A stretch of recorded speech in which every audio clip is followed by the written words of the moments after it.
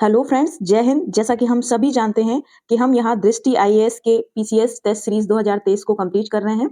इस श्रृंखला में हम 5 टेस्ट कर चुके हैं। ये हमारा 6वें नंबर का टेस्ट है जो कि इकोनॉमिक्स बेस्ड है। तो इस टेस्ट को आज हम कंप्लीट करेंगे और पिछले टेस्ट में जिस तरह से आप सभी लोगों ने प्यार और सपोर्ट दिया है, प्लीज उसी तरह से देते रहिएगा। हाँ, लास्ट सीरीज में पता नहीं कैसे वीडियो आगे से कट हो गया है, कट होके ही अपलोड हो गया है। खैर जो भी है, बट अच्छी बात ये रही कि प्रश्न नंबर 1 से ही सीधा शुरू हो गया है। तो खैर जो भी है, टाइम वेस्ट भी नहीं हुआ। वैसे भी टेस्ट सीरीज बहुत लंबी हो जाती है। तो शुरू करते हैं यहाँ पे पहले प्रश्न से। प्रश्न आपके सामने है, उत्तर प्रदेश बजट 2023-24 के संदर्भ में निम्नलिखित में से कौन से कथन सही हैं? पहला कथन है, उत्तर प्रदेश सरकार ने 6.90 लाख करोड़ का बजट पेश किया। बिल्कुल सही बात है, इतने का ही बजट पेश किया है 2023-24 के लिए। और ये अमृत काल का बजट था, बहुत सारी चीजें इसमें स्पेशल थी। आपको बजट स्पेशली जरूर पढ़ के जाना चाहिए 2023-24 का। ज्यादा होगा तो उसके की पॉइंट्स इकट्ठे करके एक वीडियो, मैम आप कहती रहती हैं वीडियो बना देंगे, कभी बनता तो है नहीं। एक्चुअली हमें एक टेस्ट पेपर को सॉल्व करने में ही, उसको शूट करने में ही काफी टाइम लग जाता है। तो चीजें होंगी, लेकिन वही है कि इतने धीरे कहीं ना हो, क्योंकि मार्च आपका खत्म हो ही चुका है। आपके पास जो भी बचा है, अप्रैल का महीना बचा है। और अगर मई की बात करें तो मई में जो 14 दिन नहीं मान के चलते हैं, क्योंकि एक आध दिन किसी न किसी का ऐसा हो ही जाएगा जहां पढ़ाई नहीं होगी और कोई किसी भी तरह की अर्जेंसी आ सकती है, कोई फंक्शन हो सकता है। तो इस तरह से हम वो मई वाले 10 दिन ही मान के चलते हैं। अगर क्वालिटी 10 डेज हैं तो उनमें सिर्फ रिवीजन होना चाहिए मेरे ख्याल से। तो आपके पास सिर्फ 30 दिनों का समय है मोटा मोटा। मार्च तो खत्म ही है। मार्च में आज मुझे लगता है 25 मार्च है आज, और 5 दिन बचे हैं, 6 दिन कह सकते हैं क्योंकि 31 का रहता है। बहरहाल प्रश्न कह रहे हैं, तो पहला कथन सही है आपका। दूसरा कथन कह रहे हैं, राज्य के सकल घरेलू उत्पाद में सांकेतिक वृद्धि दर 19% अनुमानित है। बिल्कुल ये भी सही है, तो कथन दोनों सही है। ऑप्शन बी आपका सही हो जाएगा। अगला प्रश्न कह रहे हैं, निम्नलिखित में से कौन सा कथन भारत में हरित क्रांति के संदर्भ में सही है? क्या है? इसे वर्ष 19 सॉरी सही नहीं है। ये देखिए, यहाँ गलती आप मत कीजिएगा। इसे वर्ष 1960 के दशक में भारत के खाद्य संकट की प्रक्रिया के रूप में शुरू किया गया था। बिल्कुल सही बात है। यह अधिक उपज वाले बीजों की किस्मों की शुरुआत पर केंद्रित था। बिल्कुल सही है। इससे कृषि उत्पादकता और उत्पाद में वृद्धि हुई। ये बात भी सही है भाई, इसीलिए किया गया था। यह परंपरागत कृषि तकनीकों के उपयोग पर सर्वाधिक निर्भर था। देखिए, ये बात गलत लिखी है। अगर परंपरागत कृषि तकनीकों पर ही निर्भर था तो फिर हरित क्रांति कैसी? क्रांति करी ही इसलिए गई थी। क्रांति करने का मतलब ये है कि जो पारंपरिक तरीके थे खेती करने के, जो ट्रेडिशनल फार्मिंग थी, उनमें मॉडर्न टेक्नोलॉजी को इन्वॉल्व किया गया। तो वो आधुनिक तकनीकों पर अधिक निर्भर थी। ठीक है, आधुनिकता की ओर जा रहे थे हम वहां पे स्वतंत्रता के बाद। तो यहाँ पे ये डी आपका सही हो जाएगा ऑप्शन। अच्छा, आप देखिए, भारत में हरित क्रांति का जो जनक कहा जाता है वो आपके MS स्वामीनाथन जी हैं, और विश्व में जो कहा जाता है वो आपके नॉर्मन बोरलॉग को कहा जाता है। ठीक है, नॉर्मन बोरलॉग। अगला प्रश्न है, निम्नलिखित में से किस वर्ष की औद्योगिक नीति को भारत का आर्थिक संविधान माना गया था? ये आपकी थी 1956 की नीति, और इसका जो प्रस्ताव था वो सेकंड पंचवर्षीय आपकी जो योजना थी उसके दौरान तैयार किया गया था। इसका जो प्रारूप था, अच्छा, सेकंड पंचवर्षीय योजना जो थी वो समाजवादी स्वरूप पर आधारित थी। ठीक है, और इसको क्या कहा गया है? भारत का आर्थिक संविधान। ठीक है, यहाँ पे अगर प्रश्न पूछ लिया जाए एक और टर्म यूज करके, राज्य पूंजीवाद का बाइबल, ठीक है, तो वो यही होगा 1956 का औद्योगिक नीति प्रस्ताव। ठीक है, और इस इंडस्ट्रियल पॉलिसी रेजोल्यूशन में, यानी कि 1956 IPR में, उद्योगों को 3 कैटेगरी में डिवाइड किया गया था। इसमें अनुसूची ए के कुछ उद्योग थे, अनुसूची बी के कुछ उद्योग थे, सी में कुछ उद्योग थे। अनुसूची ए में कुछ 17 उद्योग रखे गए थे, जो मुख्य तौर पे 4 उद्योगों को छोड़कर बाकी सबकी जवाबदेही केंद्र सरकार की थी। और वो 4 कौन कौन से थे? जैसे कि आपका हथियार हुआ, गोला बारूद हुआ, परमाणु ऊर्जा हुई, रेलवे, हवाई परिवहन, इस तरह से इन पर सेंट्रल गवर्नमेंट का मोनोपोली था। अनुसूची बी में जो थे वो 12 उद्योग शामिल थे जो निजी और सार्वजनिक सेक्टर के लिए खुले हुए थे। अनुसूची सी जो थी उसमें ए और बी में जो शामिल नहीं किए गए या जो शेष बचे हुए हैं, इनको टर्शरी कैटेगरी में रखा गया था। तो ये था आपका 1956 का औद्योगिक नीति IPR। अगला प्रश्न कह रहे हैं, अर्थव्यवस्था के क्षेत्र दिए हुए हैं और गतिविधियां दी गई हैं। अच्छा, सेक्टर्स हैं और कौन से सेक्टर में कौन सी एक्टिविटी होती है वो पूछा गया है। देखिए प्राथमिक क्षेत्र जो है वो आपका खनन का, यानी कि जहां नेचुरल तौर पे नेचुरल रिसोर्सेज जो प्राप्त होते हैं, वो वाला क्षेत्र जो है प्राथमिक क्षेत्र। यानी जो नेचुरल संसाधनों के दोहन पर होने वाली जितनी भी इकोनॉमिक एक्टिविटीज हैं उनको प्राइमरी सेक्टर के अंतर्गत रखा जाता है। अब अगर यहाँ तेल अन्वेषण यानी कि ऑयल एक्सप्लोरेशन की बात करें तो ये नेचुरली जमीन में से निकाला जा रहा है। ऑयल एक्सप्लोरेशन का मतलब यही है, ठीक है। तो ये प्राइमरी सेक्टर में है। अगर ये प्राइमरी सेक्टर में है, फिर द्वितीयक क्षेत्र में कौन आता है? जो आपका रहता है कौन सा? विनिर्माण उद्योग ना, ठीक है, मैन्युफैक्चरिंग जो रहता है। और तृतीयक सेक्टर में कौन रहता है? जो आपके संचार हैं, यानी कि जो कम्युनिकेशन या हेल्पिंग सेक्टर जो है, विनिर्माण का जो संचार करने वाला क्षेत्र है, उसको तृतीयक कहते हैं। अब बात आती है चतुर्थ क्षेत्र की, तो देखिए तृतीयक क्षेत्र के बाद अभी तक कोई मेजर तौर पर सेक्टर नहीं आया है, लेकिन इसके बावजूद भी कुछ चीजें बच जाती हैं। नई जनरेशन के मामले में हम देखें तो वो भी इकोनॉमी का हिस्सा बन जाती हैं, इंटेलेक्ट जैसे कि आपका इंटेलेक्चुअल एक्टिविटीज हैं कुछ, ठीक है, कुछ बौद्धिक संपदाएं जो खोजी जा रही हैं या बौद्धिक संपदाओं पर आधारित चीजों का, वस्तुओं का जो निर्माण किया जा रहा है, वो चतुर्थ क्षेत्र में आएंगे। अब ये चतुर्थ क्षेत्र है क्या? तो ये जो आप तृतीय क्षेत्र है उसी को डिवाइड करके दो और सेक्टर बनाए गए हैं, जिनको नाम दिया गया है फोर्थ एंड फिफ्थ। क्योंकि ये कोई मेजर सेक्टर नहीं है, जैसा कि पहले कह चुके हैं, ये दोनों सब सेक्टर हैं, ठीक है। तो चतुर्थ में आपका आएगा अनुसंधान और विकास, ठीक है, यानी ज्ञान से रिलेटेड जो चीज है। तो यहाँ पे ऑप्शन आपका ए का तीसरा, बी का चौथा, ऑप्शन सी सही हो जाएगा, ठीक है। अगला प्रश्न है आपका, केंद्रीय बजट 2023-24 के अनुसार आर्थिक वृद्धि का अनुमान लगाया गया। ये कितना अनुमान लगाया है? 7%, ठीक है। अगला प्रश्न है, पब्लिक अफेयर्स सूचकांक 2022 में निम्नलिखित में से किसे सर्वश्रेष्ठ शासित राज्य के रूप में स्थान दिया गया? ये दिया गया आपका हरियाणा को। और ये जो पब्लिक अफेयर सूचकांक है, PAI जो है, वो डिफरेंट डिफरेंट कैटेगरीज में दिया जाता है, लेकिन हरियाणा में ये जैसे कि जो हरियाणा है वो सामाजिक न्याय, आर्थिक न्याय, राजनीतिक न्याय सभी सब्जेक्ट में सबसे आगे है। और इसके बाद अगर स्थान आता है तो वो आता है आपका तमिलनाडु का, इसके बाद आपका केरल का आता है, इसके बाद आपका छत्तीसगढ़ का आता है, उसके बाद आपका पंजाब और देन कर्नाटक, ठीक है। इस तरह से है ये। अगला प्रश्न है आपका, विश्व मानसिक स्वास्थ्य दिवस कब मनाया जाता है? ये आपका 10 अक्टूबर को मनाया जाता है। Very simple. इस बार इसकी थीम क्या थी वो आप बताइएगा। अगला प्रश्न है, आपातकालीन क्रेडिट लाइन गारंटी योजना के संदर्भ में कौन से कथन सही हैं? ECLGS क्या है? ये ECLGS जैसा कि नाम से समझ में आ रहा है, emergency credit line guarantee scheme है। और क्यों चलाई गई ये स्कीम? ये जो MSME आपके हैं, सूक्ष्म एवं लघु उद्योग जो हैं, इनके जो उधारकर्ता हैं या इनके जो लाभ उठाने वाले हैं, जो सेक्टर्स, जो इंस्टीट्यूट्स हैं, जो संस्थाएं या जो संगठन हैं, उन पर जैसे कि अभी कोरोना महामारी का उन्होंने सामना किया, तो ये ऋण जोखिम को कम करने के लिए था और उन्हें उस वित्तीय संकट से उबारने के लिए ये स्कीम थी, ठीक है। तो ये पहला कथन कह रहे हैं, ECLGS को वित्तीय संकट से उबरने के लिए व्यावसायिक उद्यमों या MSMEs के लिए लॉन्च किया गया। कथन एक सही है। कथन दूसरा कह रहे हैं, अगला कथन कह रहे हैं, सिविल डेटा से पता चलता है कि ECLGS उधारकर्ताओं की गैर निष्पादित संपत्ति दरें कम थी। ये बात बिल्कुल सही है। यहाँ पे ऋण जोखिम जो था वो 10 लाख रुपए से भी कम था, तो यहाँ पे दोनों कथन सही है, 1 और 2। अगला प्रश्न है, विनिमय दर के संदर्भ में निम्नलिखित में से कौन सा कथन सही है? तो देखिए विनिमय दर के बारे में सभी लोग जानते हैं। अब देखिए इकोनॉमी बेस्ड टेस्ट है, ठीक है। इकोनॉमी जब बहुत अच्छे से पढ़ी होगी तभी सारे टर्म्स समझ में आएंगे, और जब टर्म्स आपको पता होंगे या टर्म्स आपको समझ में आते होंगे, तब जाके आप आगे की चीज को समझ पाएंगे। जैसे कि तो पहला कथन कह रहे हैं, यह एक मुद्रा की किसी दूसरी मुद्रा के मूल्य के संदर्भ में है। हाँ, बिल्कुल सही बात है। भाई विनिमय दर होता क्या है? किसी एक मुद्रा से दूसरी मुद्रा के संदर्भ में जो मूल्य होता है, ठीक है। अब या तो वो मूल्य दर स्थायी हो सकता है, स्थिर भी हो सकता है, ठीक है। स्थायी या स्थिर एक ही बात होती है। या फिर फ्लोटिंग हो सकता है। फ्लोटिंग सेंस वो बढ़ भी सकता है, विनिमय दर बढ़ भी सकती है, घट भी सकती है, ठीक है। भारत ने स्थिर विनिमय दर प्रणाली को अपनाया, ये बात गलत है। भारत स्थिर दर प्रणाली पर नहीं है, भारत जो है फ्लोटिंग पर है, ठीक है, लचीली विनिमय प्रणाली है। यहाँ से आप एक बात और भी समझ सकते हैं कि जो स्थिर विनिमय प्रणाली है वो एकदम बहुत रिजिड टाइप की इकोनॉमी का सिस्टम होता है, ठीक है। यहाँ हमारे पास रिजिड इकोनॉमी नहीं है। इंडिया जो है एक फ्लोटिंग इकोनॉमिक सिस्टम में है, ठीक है, फ्लोट एक लचीली व्यवस्था का हिस्सा है। तो यहाँ पे कथन एक सही हो जाएगा। अगला प्रश्न है, निम्नलिखित में से किसने चिकित्सा के क्षेत्र में नोबेल पुरस्कार 2022 जीता है? देखिए चिकित्सा के क्षेत्र में जीता आपके स्वांते पाबू ने, ठीक है। तो ऑप्शन सी यहाँ सही हो जाएगा। इसके बाद आप जान लीजिए, पहले तो ये जान लीजिए इन्होंने कौन सी चिकित्सा, फिजियोलॉजी में जीता है, ठीक है। इसके बाद भौतिकी में जिन्होंने जीता है उनका नाम है एलन ऑस्पेक्ट, जॉन एफ क्लॉसर और एंटोन जिलिंगर। रसायन विज्ञान में जिन्होंने जीता है उनका नाम है Caroline are Bertozzi, Martin Meldon एवं के बेरी शार्पलेस, ठीक है। इसके बाद साहित्य में जीता है एनी एनॉक्स ने।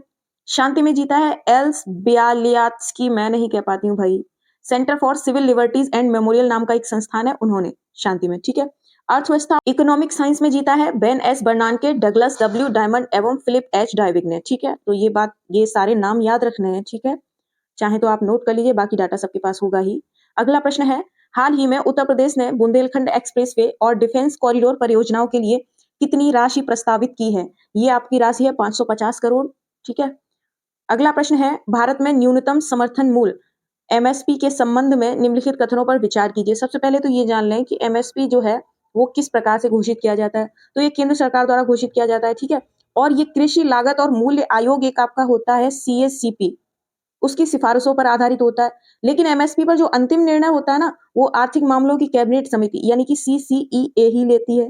ठीक है, और एमएसपी दिया किस पे जाता है? तो जो आपका सीएसीपी है ये 22 अनिवार्य फसलों पर और गन्ने के लिए एफआरपी की सिफारिश करता है। 22 अनिवार्य फसलों पर एमएसपी और गन्ने और चीनी के लिए एफआरपी की सिफारिश। ठीक है, एफआरपी क्या होता है? जो अनिवार्य देय मूल्य है वो। ठीक है, अच्छा, ये 22 फसलें कौन-कौन सी हैं? इनमें आपके बहुत ज़्यादा इसको रटना नहीं है, बस सुन लेना है एक बार को, क्योंकि ऐसी चीज़ें दिमाग में कहीं न कहीं हिट कर जाती हैं और बाद में कभी न कभी ऐसा होता है कि संयोगवश कोई भी प्रश्न एकदम सही हो जाता है। आपको लगता है कि हमारा तुक्का फिट हो गया, वो तुक्का नहीं फिट होता है, वो कहीं न कहीं सबकॉन्शियस माइंड में वो चीज़ बैठी होती है।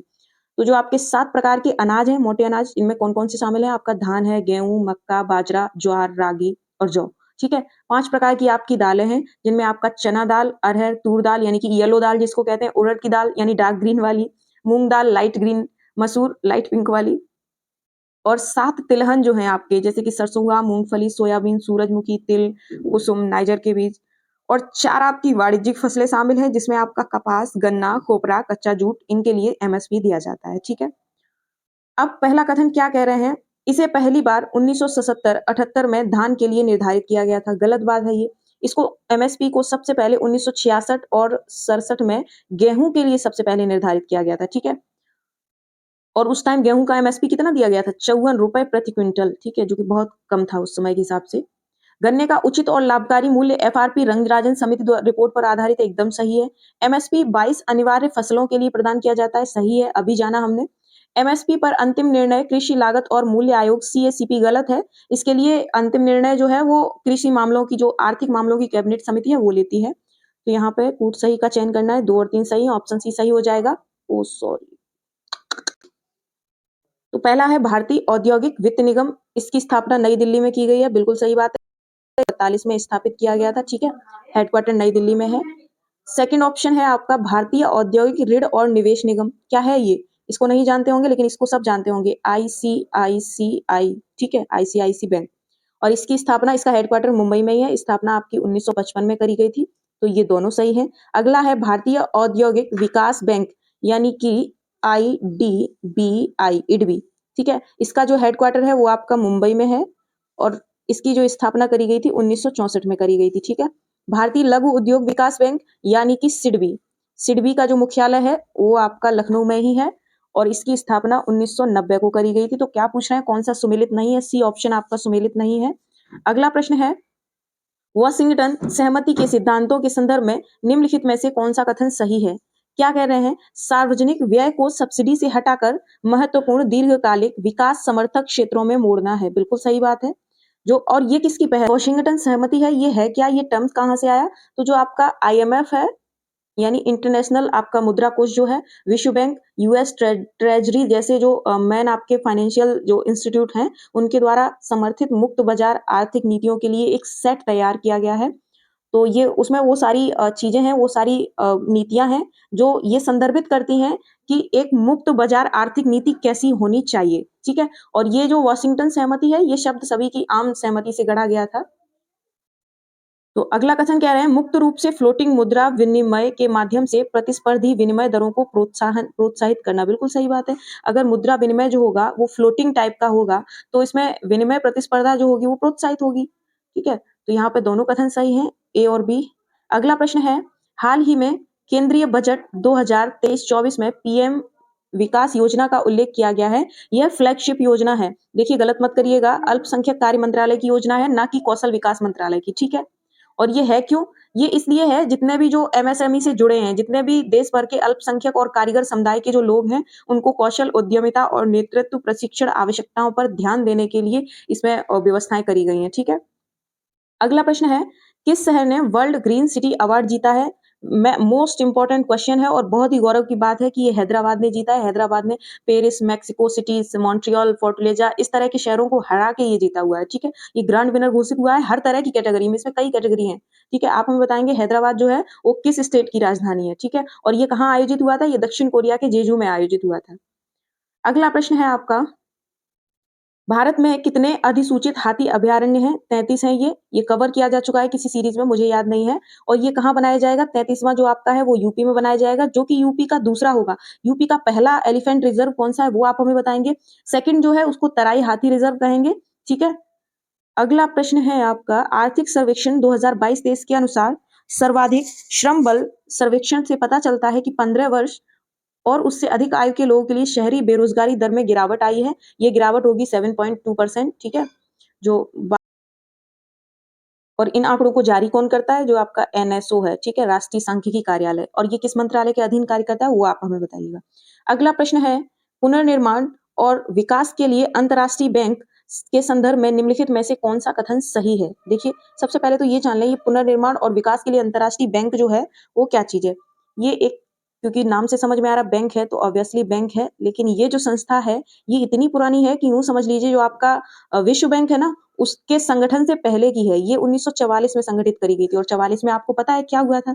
जो आपका सेकंड वर्ल्ड वॉर है, ठीक है? ये उस टाइम की है संस्था और उस टाइम को इसको गठित किया गया था पुनर्निर्माण के लिए, यानी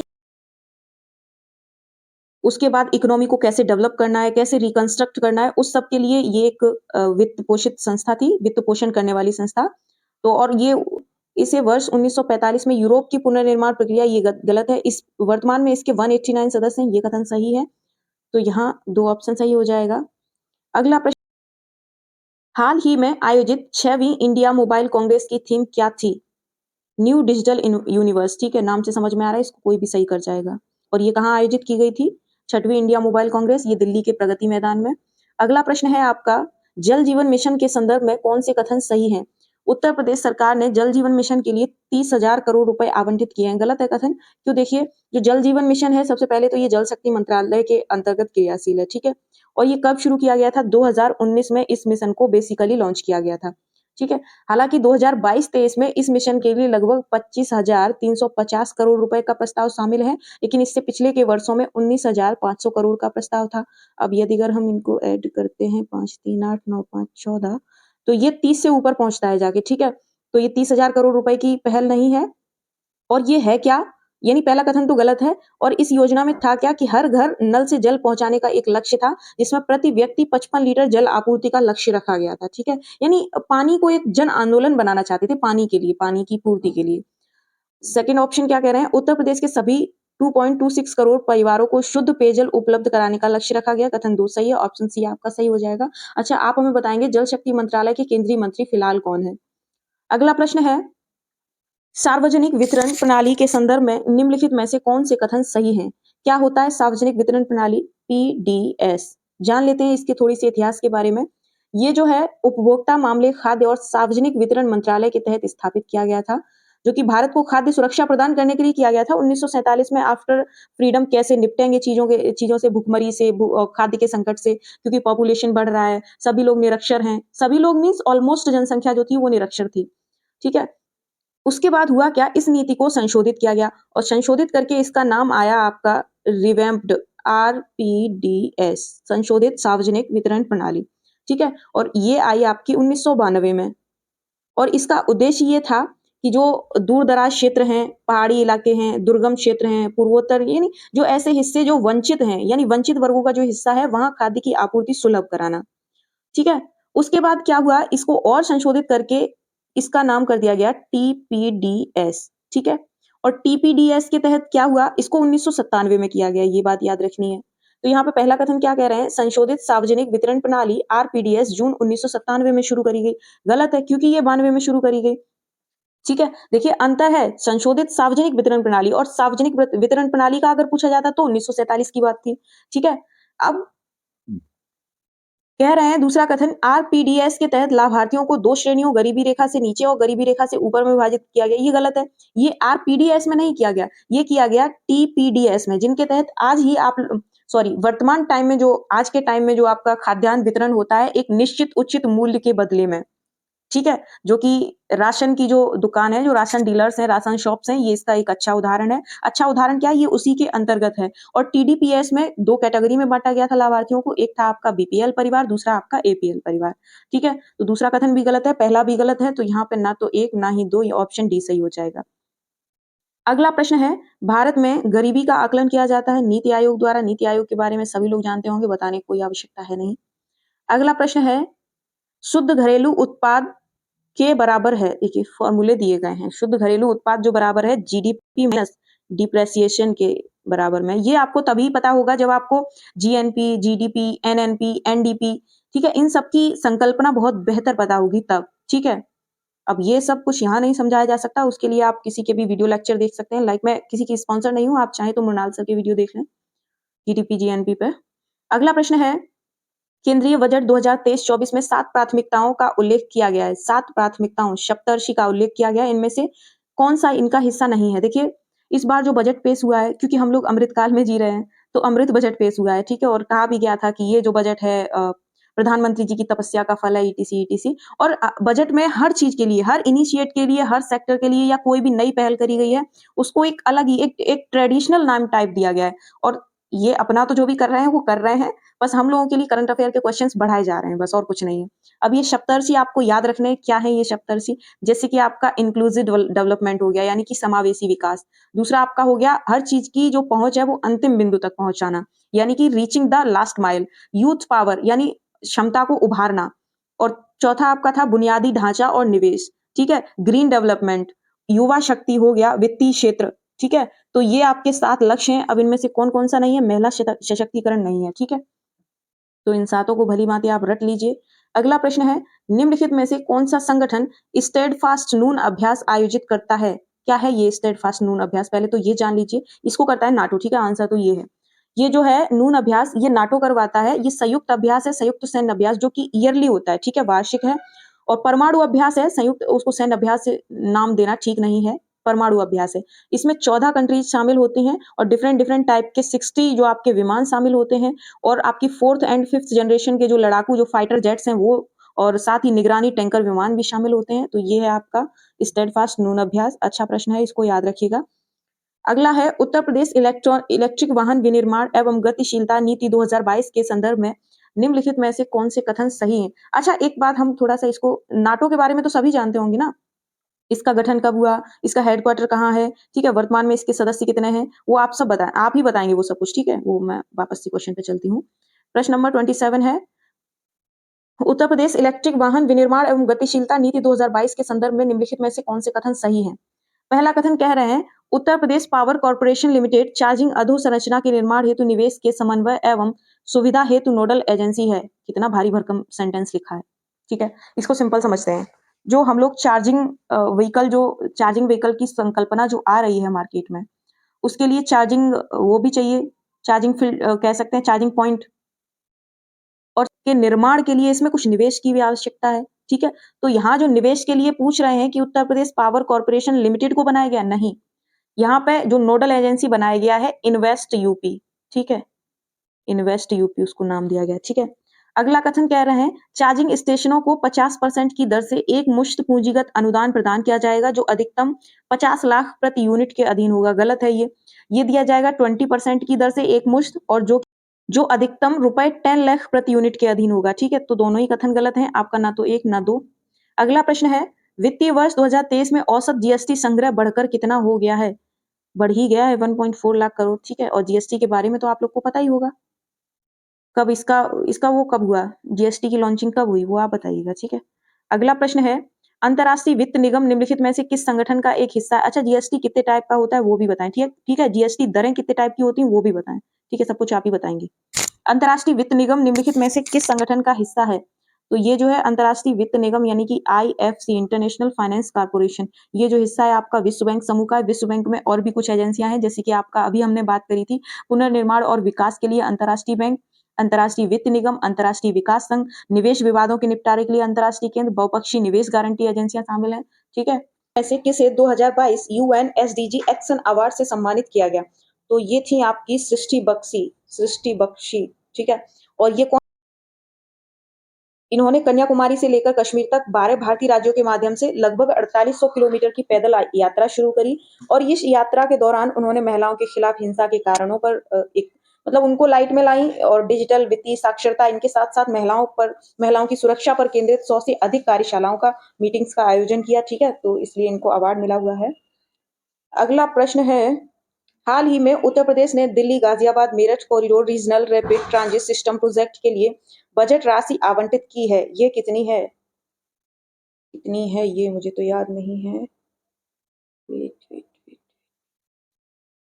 ये है आपकी 1306 करोड़, ठीक है? और ये गाजियाबाद से और ये जो दिल्ली मेरठ के जो घनी आबादी वाले क्षेत्र हैं उनसे होके गुजरेगा, जो कि उत्तर प्रदेश में कनेक्टिविटी को बढ़ाएगा दिल्ली से। लगभग 82 किलोमीटर का कॉरिडोर है।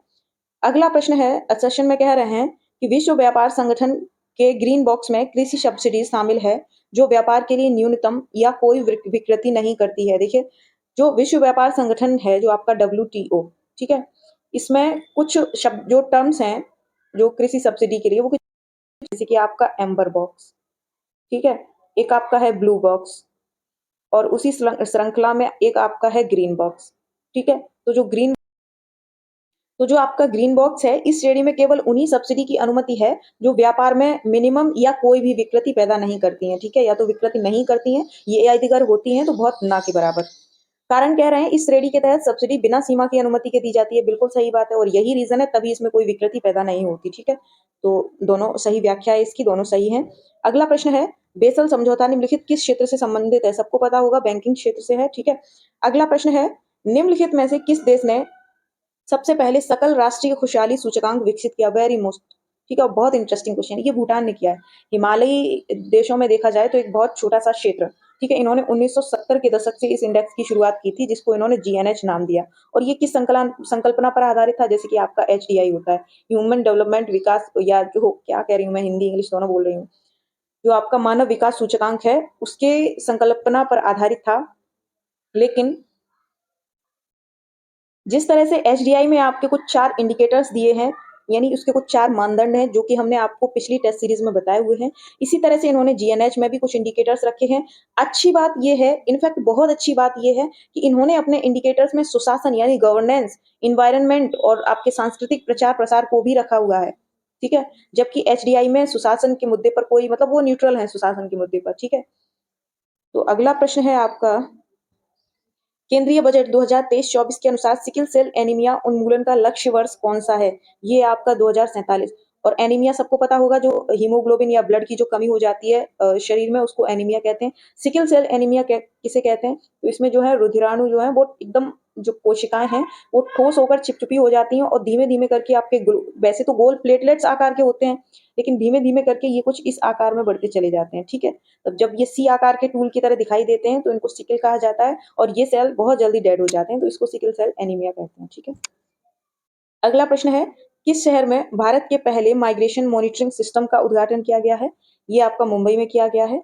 अगला प्रश्न है, और ये अपनी तरह का पहला मॉनिटरिंग सिस्टम है, ठीक है। उत्तर प्रदेश सरकार ने एक बागवानी मॉडल ग्राम विकसित करने का निर्णय लिया है। ये क्या है? अगर यहाँ पर टर्म लिख के आ जाए उद्यानिकी मॉडल, ठीक है, एक उद्यानिकी मॉडल ग्राम अगर लिख के आ जाए तो भी बात यही होगी और ये विकास खंड स्तर पर किया है। इसमें क्या होगा, जैसे सभी पंचायतें हैं उनमें से विकास खंड में किसी एक पंचायत को चूज किया जाएगा, किसी एक गांव को चूज किया जाएगा, उसको बागवानी मॉडल के आधार पर विकसित किया जाएगा और इसमें स्पेशल ये होगा, मतलब वही है कि हम जो है वानिकी की तरफ यानी पेड़ पौधे लगाने की ओर लोगों का प्रोत्साहन कर रहे हैं और इसमें स्पेशल ये होगा, गांव के बाहर फ्लेक्स बोर्ड्स भी लगाए जाएंगे जिसमें कि पूरे गांव का मॉडल एक मतलब मैपिंग वहां पे प्रिंट होगी, ठीक है, वहां पे बनाई जाएगी। अगला है, प्रत्यक्ष विदेशी निवेश यानी FDI के संदर्भ में निम्नलिखित में से कौन से कथन सही हैं? वित्तीय वर्ष 2015 से वित्तीय वर्ष 2022 के दौरान भारत का सकल FDI 2.6% बढ़ गया है, बिल्कुल सही बात है। वित्तीय वर्ष 2022 में 200 बिलियन अमेरिकी डॉलर का अब तक का सर्वाधिक वार्षिक सकल FDI प्रवाह दर्ज किया गया है। गलत है ये। FDI प्रवाह में जो वो स्ट्रक्चरल शिफ्ट जो नोटिस किया गया है वो 84.8 बिलियन अमेरिकी डॉलर किया गया है, ठीक है। तो ये गलत है, कथन एक केवल सही है। अगला प्रश्न है, वर्तमान में एशियाई विकास बैंक के कितने सदस्य देश हैं? 68 सदस्य देश हैं। एशियाई विकास बैंक यानी कि एडीबी के बारे में सभी को पता होगा। नहीं पता है तो प्लीज पता कीजिए, और इसके बारे में हम नहीं बताएंगे, इसके बारे में आप मुझे बताइए कहाँ स्थापित हुआ, हेडक्वार्टर कहाँ है इसका, कब स्थापित हुआ, इसका उद्देश्य क्या है। ठीक है, ये चीज हम इसलिए बोलते हैं कि आप हमें कमेंट में बताइए। इसमें दो स्थितियां होंगी, एक तो ये कि या तो आपको आता होगा या आपको नहीं आता होगा। यदि आपको आता है तो आप फटाक से कमेंट करेंगे, और अगर आपको नहीं आता है तो इसमें भी दो स्थितियां होंगी। क्या होंगी? या तो आप गूगल सर्च करेंगे जाके और जानकारी इकट्ठा करके तब जाके कमेंट करेंगे। ठीक है, और दूसरी स्थिति ये होगी कि आप उसमें चेक करेंगे कमेंट सेक्शन में कि क्या किसी ने इसके बारे में बताया है, तो हमें भी जानकारी मिले। ठीक है, तो इससे और मुझे भी ये एहसास होता रहता है कि हाँ, सामने से मुझे कोई देख रहा है, सुन रहा है। ठीक है, मुझे ये लगता है कि हाँ, देखिए हम लोगों ने किसी को एक दूसरे को फेस टू फेस तो देखा ही नहीं है। आपने बेशक मुझे देखा है, लेकिन मैंने आप सभी को तो नहीं देखा ना। तो मुझे ये एहसास होता है कि हाँ, वो एक मेरा फ्रेंड सर्किल है, एक एक हमारा जो फैमिली है, जिसमें इतने सारे मेंबर्स हैं। हाँ, वो लोग जीवंत हैं, हाँ, वो लोग सक्रिय हैं, वो लोग हमें देख रहे हैं, सुन भी रहे हैं। ठीक है, आपकी प्रति आपकी प्रतिक्रियाओं से हमें एक मतलब मोटिवेशन मिलता है। ठीक है, अगला प्रश्न है, विश्व में पहले सीएनजी टर्मिनल की आधारशिला शिला रखी गई, कहाँ पे रखी गई?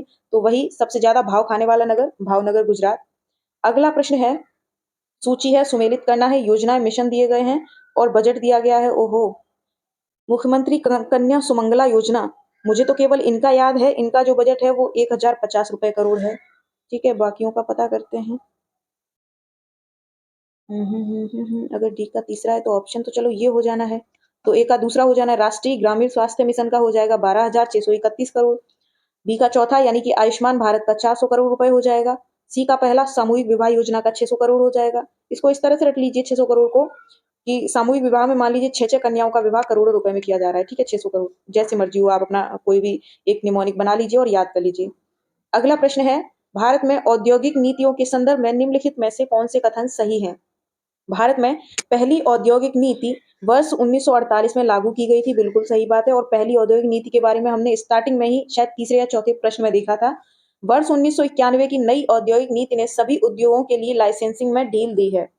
देखिए, ये बात जो है वो गलत है, सभी उद्योगों में लाइसेंसिंग के लिए ढील नहीं दी गई है। 18 उद्योग कुछ ऐसे थे जिनको छोड़कर बाकी सब पर से लाइसेंस हटा दिया है। ठीक है, अगर वर्तमान में देखा जाए तो केवल 5 उद्योग ऐसे रह गए हैं जिन पर लाइसेंस अनिवार्य है। ठीक है, अब वो 5 कौन कौन से हैं? जैसे कि आपका अल्कोहल हुआ, सिगरेट, खतरनाक रसायन हुए, इलेक्ट्रॉनिक्स, एरोस्पेस, रक्षा उपकरण, औद्योगिक विस्फोटक, इनके लिए लाइसेंस जो है वो अनिवार्य है। कमाल की बात है कि इसमें मेडिकल शामिल नहीं है। चिकित्सा फैक्ट्री, इसमें चिकित्सा जो कंपनीज हैं वो इसमें शामिल होनी चाहिए, दवाई बनाने वाली कंपनियां, फार्मास्यूटिकल जितनी भी कंपनी है उनको लाइसेंस अनिवार्य होना चाहिए भाई। खैर, प्रश्न इसमें कथन एक सही हो जाएगा आपका। अगला प्रश्न है, निम्नलिखित में से किस तारीख को भारत में वस्तु एवं सेवा कर जीएसटी लागू हुआ था? देखिए, अभी मैंने प्रश्न छोड़ा था पहले, जीएसटी कब हुआ, क्या हुआ, वो आप बताएंगे, लेकिन यहाँ हमको बताना पड़ेगा। 1 अप्रैल 2017 को ये लागू किया गया। और ये किस किस टाइप से होता है? आपका सीजीएसटी होता है, एसजीएसटी होता है और आईजीएसटी होता है। ठीक है, और इनकी जो दरें होती हैं, 5 दरें हैं मुख्य रूप से। एक आपकी 0% है और आपकी, चलिए आप बताइए, हम छोड़ते हैं। ठीक है, अच्छा, ऐसे कौन कौन से उद्योग हैं जिन पर जीएसटी नहीं लगाया गया, वो हम बता देते हैं। जितने भी आपके पेट्रो प्रोडक्ट्स हैं, पेट्रोलियम पदार्थ हैं, ठीक है, जितने भी आपके मादक द्रव्य हैं उन पर नहीं लगा है। ठीक है, बिजली पर भी जीएसटी नहीं लगा है। ठीक है, तो ये 3 सेक्टर हैं जिन पर जीएसटी नहीं लगाया गया है। अगला प्रश्न है, मानव विकास सूचकांक के संकेतक कौन कौन से हैं? 4 संकेतक हैं। ठीक है, एचडीआई के वो हम पहले बता चुके हैं, एक बार रिपीट करते हैं। जीवन प्रत्याशा है इसमें। ठीक है, स्कूली शिक्षा के जो एक्सपेक्टेड ईयर हैं वो भी हैं। ठीक है, स्कूली शिक्षा के जो औसत वर्ष हैं वो भी हैं। पर कैपिटा इनकम इसमें नहीं है। ठीक है, इसमें राष्ट्रीय आय जोड़ी जाती है, प्रति व्यक्ति आय नहीं जोड़ी जाती।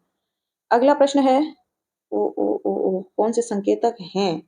तो ये चौथा नहीं है, 1 2 3 है, तो 1 2 3 ऑप्शन बी सही हो जाएगा। ठीक है, अगला प्रश्न है, हाल ही में केंद्रीय बजट में उल्लिखित भारत श्री संबंधित है। भारत श्री क्या है?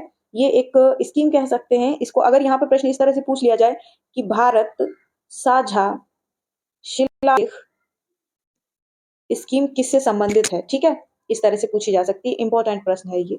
तो इसको, ये संग्रहालयों से संबंधित है। ठीक है, इसको स्टार मार्क कर लीजिए। इसमें होगा क्या, जो कई फेजेस में ये चलाई जाएगी, जिसमें फर्स्ट फेज में ये काम होगा कि जो कई प्राचीन जो शिलालेख हैं बहुत सारे, ठीक है, लगभग 1 लाख की संख्या यहाँ पे निश्चित करी गई है, उनको डिजिटलीकरण के साथ डिजिटल एपिग्राफी संग्रहालय में स्थापित किया जाएगा। ठीक है, जिसको कहा जाएगा भारतीय साझा अभिलेखों का भंडार। अगला प्रश्न है, निःशस्त्रीकरण सप्ताह प्रत्येक वर्ष कब मनाया जाता है? ये मनाया जाता है आपका 24 से 30 अक्टूबर। इसके बारे में भी बात हो चुकी है पिछली वो सीरीज में, जिसमें आपके वो किम योंग जोंग वो हिस्सा नहीं लेते हैं, वो उसको नहीं मानते हैं। अगला प्रश्न है, उत्तर प्रदेश के हरित ऊर्जा क्षेत्र में निजी क्षेत्र की फर्मों द्वारा प्रस्तावित निवेश कितना है? 19,000 करोड़ रुपए है। अगला प्रश्न है, वित्तीय वर्ष 2022 में केंद्र सरकार का राजकोषीय घाटा कितना था? 6.7%। ठीक है, घाटा ही घाटा था सब। अगला प्रश्न क्या कह रहे हैं, न्यू डेवलपमेंट बैंक एनडीबी के संदर्भ में कौन सा कथन सही है? इसका मुख्यालय संघाई में है, बिल्कुल सही है। इसकी स्थापना ब्रिक्स देशों ने की थी, बिल्कुल सही है। इसका हेडक्वार्टर कहाँ है वो आप बताएंगे, ठीक है। ये एक बहुपक्षीय विकास बैंक है ब्रिक्स देशों का, और क्यों स्थापित किया गया था वो भी आप हमें बताएंगे, ठीक है। संघाई, अरे मैं क्या बोल रही हूँ, इसका हेडक्वार्टर आप बताएंगे, वो तो मैं ही बता चुकी, कहाँ ध्यान रहता है मेरा। खैर, हाल ही में समाचारों में रहे लुहांस्क और दोनेत्स्क यूक्रेन के किस भाग में स्थित हैं? पूर्वी भाग में स्थित हैं। और ये चर्चा में इसलिए रहे क्योंकि जो रूस है उन्होंने यूक्रेन के 4 हिस्सों को कब्जा करने का घोषणा किया, ठीक है। जिसमें से आपका लुहांस्क और दोनेत्स्क जो है वो पूर्वी क्षेत्र हैं। दक्षिणी क्षेत्र में आपके खेरसोन और जापोरिजिया करके एक क्षेत्र है, वो आपका कब्जा करेगा उस पर, ठीक है। अगला प्रश्न है, उत्तर प्रदेश बजट 2023-24 के अनुसार राज्य औषधि अनुसंधान एवं विकास संस्थान की स्थापना हेतु कितनी राशि का आवंटन किया गया? 20 करोड़ की राशि है, ठीक है। अमृत योजना किस वर्ष शुरू की गई है? अमृत इस तरह से लिखा होगा, ठीक है, लिखा है यहाँ इंग्लिश वर्जन में, ठीक है। और ये क्या है, कायाकल्प और शहरी परिवर्तन के लिए एक अटल मिशन है, ठीक है। और इसको अगर देखा जाए तो देखा क्या जाए, पूछा ही वही गया है, तो 2015 में इसको लॉन्च किया गया था, ठीक है। उस टाइम लगभग 500 शहरों को सिलेक्ट करा गया था इस योजना के शुरुआती फेज में। और वहां पे होना क्या था, जो बुनियादी ढांचा है उसके विकास पर ध्यान दिया गया था, जैसे कि आपका सीवरेज है, सेप्टेज प्रबंधन, आपका वर्षा जल का मैनेजमेंट, हरे भरे स्थान बनाना, पार्क्स, गैर मोटर चालित जो शहरी परिवहन है उसको विकसित करना, यानी कि जो है आपका व्हीकल्स का निर्माण करना। अगला प्रश्न है, एंजल टैक्स के संदर्भ में कौन से कथन सही हैं? इसे 2012 में लॉन्च किया गया, बिल्कुल सही है। यह एक असूचीबद्ध कंपनी द्वारा जुटाई गई अतिरिक्त पूंजी पर लगाया जाता है, ये भी सही है। दोनों कथन सही है। क्या होता है ये एंजल टैक्स? ये एक उस तरह से होता है जैसे जो अनलिस्टेड कंपनी है कोई, ठीक है। अब मान लीजिए शेयर बाजार का जो मूल्य लगा हुआ है, ठीक है, उससे ऊपर के मूल्य पर यानी उससे अधिक के शेयर जारी करके जो संपत्ति या अतिरिक्त पूंजी जो जुटा रहे हैं, ठीक है, उस पर टैक्स लगाया जाता है। अगर इसको बहुत सिंपल से टर्म में समझा जाए तो ये मनी लॉन्ड्रिंग को रोकने के प्रयास पर है, ठीक है। अगला प्रश्न है, औद्योगिक उत्पादन सूचकांक में निम्नलिखित उद्योगों को उनके महत्व के आधार पर अवरोही क्रम में व्यवस्थित कीजिए। अवरोही क्रम, अवरोही का मतलब डिसेंडिंग ऑर्डर होता है ना, यानी कि घटता हुआ क्रम, ठीक है। सबसे पहले सबसे बड़ा लगाना है। तो अगर औद्योगिक उत्पादन पर बात करें तो सर्वाधिक जो है वो किसकी भागीदारी है? सबसे ज्यादा आपका रिफाइनरी उत्पाद है, ठीक है। उसके बाद आपका विद्युत है, तो सबसे पहले ये आ जाएगा। उसके बाद आपका इस्पात है, फिर आपका कोयला है, फिर आपका कच्चा तेल है, ठीक है। तो दूसरे नंबर पर ये आ जाएगा। उसके बाद आपका प्राकृतिक गैसें हैं, उसके बाद आपका सीमेंट है, देन आपका उर्वरक है। तो यहाँ अगर इस तरह से ऑप्शन चुना जाए तो ऑप्शन एक आपका सही हो जाएगा। अगला प्रश्न है, मिशन कर्मयोगी का संबंध है, ये सिविल सेवक हैं उनके लिए क्षमता निर्माण की योजनाएं बनाई जाएंगी, और जिसके लिए एक पोर्टल भी बनाया गया है, आई गॉट, ठीक है। तो ये प्रश्न ना पूछ के ये भी पूछ सकता है, जो आई गॉट पोर्टल है वो या प्रशिक्षण मंच है वो किसके लिए लॉन्च किया गया? आई गॉट कर्मयोगी इसका पूरा नाम है, ठीक है। अगला प्रश्न है आपका, निम्नलिखित में से किस संगठन ने उत्सर्जन गैप रिपोर्ट 2022 जारी की है? उत्सर्जन गैप रिपोर्ट आपको समझ में आता होगा, क्लाइमेट के लिए है ये। और वही है, उत्सर्जन अंतराल मीन्स इमिशन, कार्बन इमिशन कितना आप कर रहे हैं, या कौन सा कंट्री में कितना मतलब वृद्धि दर्ज की गई है या कितनी कमी दर्ज की गई है, ठीक है, उस पर आधारित है। तो इसको जारी कौन करता है? आपका यूएनडीपी, संयुक्त यूएनईपी, संयुक्त राष्ट्र पर्यावरण कार्यक्रम, ठीक है। और इस रिपोर्ट में अगर देखा जाए तो शीर्ष स्थान में जानते हैं कौन है? सभी जानते होंगे, चाइना है, ठीक है। और जो भारत का स्थान है वो इसमें तीसरा है, ठीक है। और गौर की बात यह है कि जो आपका यूएसए और रूस जो है वो क्रमशः 5वें और 6वें नंबर पर है। इससे पहले कौन है? फिर इंडोनेशिया और ब्राजील है, रूस और यूएसए से पहले, ठीक है। अगला प्रश्न है, अंतर्राष्ट्रीय अभिदम्ब दिवस 2022 का आयोजन ग्रेटर नोएडा में किया गया था। अभिदम्ब क्या है सभी को पता होगा। अगला प्रश्न है, निम्नलिखित करों को संघ सरकार के कर प्रोफाइल में उनके योगदान के आधार पर अवरोही क्रम में, वही डिसेंडिंग ऑर्डर में लगाना है। कर प्रोफाइल में योगदान मीन्स सिंपल सा मतलब वो ये पूछ रहे हैं कि कौन से टैक्स का कितना हिस्सा अधिक है कितना कम है, ठीक है। तो इसको बढ़ने से घटते हुए क्रम में लगाना है। तो सबसे ज्यादा जो आपका टैक्स आता है वो जीएसटी से आता है, नंबर 1 पर ये रहेगा। उसके बाद जो आता है आपका निगम कर आता है, ठीक है। उसके बाद आपका आता है व्यक्तिगत आयकर, ठीक है। तो यहाँ पे सेकंड नंबर ये हो जाएगा। उसके बाद जो आता है वो आपका केंद्रीय उत्पाद शुल्क, ठीक है, यूईडी। उसके बाद आपका सीमा शुल्क यानी कि जितना भी आपका कस्टम है वो आएगा। तो चौथे नंबर पे ये रहेगा। लगभग जो आपका जीएसटी है, अगर देश के टैक्स में उसकी हिस्सेदारी देखी जाए तो 28% है, ठीक है। अगर निगम करों की हिस्सेदारी देखी जाए तो 26% है। और अगर पीआईटी यानी कि व्यक्तिगत पर्सनल पर्सन के आयकर की बात करी जाए तो ये भी आपका 26% है। दोनों लगभग बराबर वेटेज रखते हैं। और उसके बाद अगर बात आती है केंद्रीय उत्पाद शुल्क की तो ये 12%। सबसे कम जो आपका है सीमा शुल्क, ठीक है, कस्टम ड्यूटी, जो आपका 8% टैक्स देता है, ठीक है। तो यहाँ पे आप ऑर्डर लगा लीजिए। चलिए मैं ही लगाती हूँ। फर्स्ट नंबर पे आपका सेकंड ऑप्शन आएगा। लास्ट नंबर पे आपका थर्ड ऑप्शन आएगा। थर्ड तो इसमें भी है, तो ये ऑप्शन ए सही हो जाएगा, ठीक है, क्योंकि सेकंड नंबर पे एक आना है। अगला प्रश्न है, भारत में वस्तु एवं सेवा कर के संदर्भ में, एक मिनट मैं ना इस पुरुष को इधर कर लेती हूँ, लेकिन वो तब भी इधर ही आ रहा है।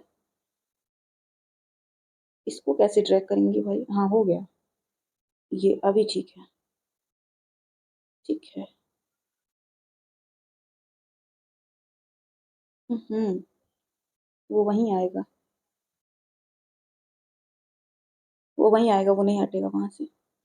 अगला प्रश्न है, निम्नलिखित में से किसे UNHCR Nansen refugee award से सम्मानित किया गया है? तो ये आपका किया गया है एंजेला मर्केल को, ठीक है। और क्या ये अवार्ड ऐसे व्यक्ति या समूहों को या संगठनों को दिया जाता है जो शरणार्थियों को आंतरिक रूप से विस्थापित या राज्यविहीन लोगों की रक्षा के लिए कर्तव्य से परे जाकर भी कार्य करते हैं, ठीक है। यानी शरणार्थियों का जो एकदम बढ़िया से स्वागत करते हैं। स्वागत करने से सेंस ये है कि उनको ससुरक्षित शरण प्रदान करते हैं, ठीक है। अगला प्रश्न है आपका, क्या हम छोड़ दिए एक प्रश्न? 59, हाँ छोड़ दिया 59। देखिए, भारत में वस्तु एवं सेवा कर के संदर्भ में कौन सा कथन सही है? आसान है, छूट भी गया तो कोई प्रॉब्लम नहीं थी। पहला कथन आपका सही है, यह प्रत्यक्ष कर का एक रूप है। गलत है, ये अप्रत्यक्ष कर है, तो ऑप्शन ए सही हो जाएगा। अगला प्रश्न है, उत्तर प्रदेश ने सड़कों के रखरखाव के लिए 3,000 करोड़ की राशि का प्रस्तावित की। ये राशि कहाँ से आएगी? तो ये आएगी राज्य सड़क निधि से, ठीक है। अगला प्रश्न है, राष्ट्रीय अवसंरचना पाइपलाइन एनआईपी के संदर्भ में कथनों पर विचार कीजिए, ठीक है। तो कथन क्या है? वर्ष 2019-20 के बजट भाषण में इसकी घोषणा करी गई, एकदम सही है। अतनु चक्रवर्ती की अगला कथन है, अतनु चक्रवर्ती की अध्यक्षता वाली टास्क फोर्स ने एनआईपी पर अपनी रिपोर्ट प्रस्तुत की, कथन सही है। अगला प्रश्न है, यह 200 करोड़ से अधिक की बुनियादी अवसंरचना क्षेत्र की परियोजनाओं का गठन करता है। गलत है, ये 100 करोड़ से अधिक की जो परियोजनाएं हैं उनका गठन करता है, ठीक है। अगला कथन कह रहे हैं, अवसंरचना परियोजना पर एनआईपी के लिए प्रारंभिक स्वीकृति राशि 100 करोड़ थी। प्रारंभिक स्वीकृति राशि जो थी वो 102 करोड़ थी, ठीक है। तो ये भी गलत है, तो एक और दो सही है। अगला प्रश्न है, जनजातियां दी गई हैं, स्टेट्स दिए गए हैं, सुमेलित करना है। बुक्सा जो है आपकी उत्तराखंड में है, और साथ ही और कहाँ कहाँ? उत्तराखंड के जो आपके नैनीताल, पौड़ी, गढ़वाल, देहरादून, इन जिलों में पाई जाती है, और ये लोग हिंदी भाषी होते हैं, ठीक है। दूसरा है खरवार, जो आपके छत्तीसगढ़ की है। ये छत्तीसगढ़ की नहीं है, ये आपकी यूपी के मिर्जापुर की है, ठीक है। बहुत खूंखार लोग होते हैं, खरवार उनका नाम ही है। मारिया जो है वो आपका एमपी की है, राजस्थान की नहीं है। एमपी में आपका एमपी प्लस आपका छत्तीसगढ़ कह सकते हैं, वहां की है, तो ये गलत है। गरासिया ये राजस्थान की है, और राजस्थान की तीसरी सबसे बड़ी जनजाति है। पहली है मीणा, और उसके बाद भील, उसके बाद गरासिया, ठीक है। अगला है आपका, आधिकारिक राष्ट्रीय योजना प्रयोग की उत्पत्ति निम्नलिखित में से किस देश में हुई है? ये रूस में हुई है, ठीक है। संबंधित है, देखिए पीएम प्रणाम के बारे में चर्चा हो चुकी है, इंपॉर्टेंट क्वेश्चन है, स्टार मार्क कर लीजिए। रासायनिक उर्वरकों के संतुलित प्रयोग से, ठीक है, या फिर यूं कह सकते हैं उनके नाम मात्र के प्रयोग से संबंधित है। जो वैकल्पिक उर्वरक हैं, जो जैविक उर्वरक हैं, उनकी बढ़ोतरी पर ध्यान दिया जाना है, ठीक है। पीएम प्रणाम। अगला प्रश्न है, विश्व पोलियो दिवस कब मनाया जाता है? ये मनाया जाता है आपका 24 अक्टूबर को, ठीक है। अगला प्रश्न है, उत्तर प्रदेश के निम्नलिखित शहरों में से किसमें बायो सीएनजी विनिर्माण संयंत्र स्थापित किए जाएंगे? देखिए, सबसे पहले तो बायो सीएनजी संयंत्र जो है वो आपका इंदौर एमपी में स्थापित हुआ, ठीक है। अब उसी की तर्ज पे उत्तर प्रदेश सरकार ने राज्य के 3 शहरों में इसको प्रस्तावित किया है। उनमें से एक आपका लखनऊ है, दूसरा आपका प्रयागराज है, तीसरा आपका गाजियाबाद है, ठीक है। और इसमें होगा क्या, जो कचरा है ना उससे बायो सीएनजी बनाया जाएगा, ऐसा कहा है। लगभग 2 लाख टन कार्बन डाइऑक्साइड और अन्य ग्रीन गैसों को कम करने का लक्ष्य भी रखा गया है। लगभग प्रतिदिन ये 27,000 किलोग्राम सीएनजी उत्पन्न करेंगे। साथ ही वो एक दिन में 160 मीट्रिक टन जैव उर्वरक का भी उत्पादन करेंगे, ठीक है। इसका जो वेस्टेज बचेगा उससे जैव उर्वरक बनाया जाएगा। तो देखते हैं ये कितना सफल हो पाता है प्रोजेक्ट। अच्छा, यहाँ पे कूट चुनना था, लखनऊ वाराणसी यानी कि पहला, सॉरी, लखनऊ और प्रयागराज पहला और चौथा, तो ऑप्शन ए सही हो जाएगा, ठीक है। अगला प्रश्न है, दिसंबर 2022 में 10 वर्षीय सरकारी बॉन्ड पर मासिक औसत प्रतिफल रहा 7.3%। ठीक है। अगला प्रश्न है, घाटे का वित्त पोषण शब्द संदर्भित करता है। सिंपल सी बात है, घाटे का वित्त पोषण यानी घाटे के लिए धन जुटाना, तो ऑप्शन सी सही हो जाएगा। अगला प्रश्न कह रहे हैं, सुगम्य भारत अभियान शुरू हुआ किस दिन शुरू हुआ? वाह, यहाँ जन्मदिन याद नहीं रहता है, किस दिन सुगम्य भारत अभियान शुरू हुआ? एक मिनट मुझे देखने देना जरा। ये आपका 3 दिसंबर 2015 को शुरू किया गया। ठीक है। और ये क्या है? ये दिव्यांग जनों के लिए योजना है। अगला प्रश्न है, उत्तर प्रदेश बजट 2023-24 के संदर्भ में निम्नलिखित में से कौन से कथन सही हैं? ग्रामीण क्षेत्रों में एग्रोटेक स्टार्टअप के लिए कुल रुपए 20 करोड़ का बजट प्रस्तावित किया गया है। बिल्कुल सही बात है। राज्य सरकार ने गौ संरक्षण केंद्रों की स्थापना के लिए 120 करोड़ रुपए का प्रस्ताव भी रखा गया है। ये भी बात बिल्कुल सही है। और साथ ही ये और जान लीजिए कि इसी में 750 करोड़ रुपए का, ठीक है, आवारा पशुओं की देखभाल के लिए खर्च किया जाना है। ठीक है। और ये भी बताया है कि उत्तर प्रदेश के पर्यटन के तहत, मतलब पर्यटन के क्षेत्र में अगले 5 वर्षों में लगभग 20,000 नौकरियां सृजित होंगी, जिसके निवेश में लगभग 10 लाख करोड़ रुपए का इन्वेस्टमेंट किया जाएगा। ठीक है। खाली इन्वेस्टमेंट किया जा रहा है, कोई नौकरी किसी को नहीं मिल रही है। बहरहाल ऑप्शन बी यहाँ सही हो जाएगा। अगला प्रश्न है, निर्माण परिचालन हस्तांतरण बीओटी के संदर्भ में कौन सा कथन सही है? बीओटी क्या है? ये एक टाइप का मॉडल होता है जो निजी साझेदार को निर्दिष्ट अवधि के लिए सार्वजनिक बुनियादी ढांचा परियोजना के वित्तीय निर्माण और संचालन हेतु रियायत दी जाती है। अब कितना भारी भरकम सेंटेंस है। इसको अगर बहुत नॉर्मली समझा जाए तो ये है कि मान लीजिए कोई एक निजी कंपनी है, कोई एक निजी साझेदार है, ठीक है, गवर्नमेंट की किसी कंपनी के साथ सहमत हुआ किसी निर्माण के लिए, किसी विनिर्माण के लिए। ठीक है। अब उसके लिए जो वित्तीय ढांचा है, ठीक है, वो किस तरह से उसको प्रोवाइड कराया जाएगा वित्त, तो इसके लिए निर्माण और संचालन हेतु उसको रियायत दी जाती है। जैसे क्या रियायत दी जाती है? मान लीजिए किसी प्राइवेट कंपनी ने कोई रोड बनाया। अगर हम यहाँ एग्जांपल यूपीडा को ले लें, तो जो यूपीडा है आपका आगरा लखनऊ एक्सप्रेसवे पे देखभाल और रखरखाव और संचालन का प्रबंधन करती है। लेकिन वो कहाँ से करती है? जो टोल टैक्स वसूला जा रहा है उनमें कुछ डिफरेंट डिफरेंट हिस्सों में उसे बांटा जाता है। ठीक है। उसको निर्धारित किया जाता है कि कितना टोल किस कंपनी को जाएगा, कितना किसे मिलेगा, कितना गवर्नमेंट को मिलेगा। तो ये है क्या ये मैसेज आया है? तो ये है बॉट, यानी निर्माण परिचालन हस्तांतरण मॉडल जो है। ठीक है। तो यहाँ पे आपका ऑप्शन डी सही हो जाएगा। एक निजी कंपनी सार्वजनिक बुनियादी ढांचा परियोजना में निवेश करने हेतु सरकार के साथ अनुबंधित रहती है। ठीक है।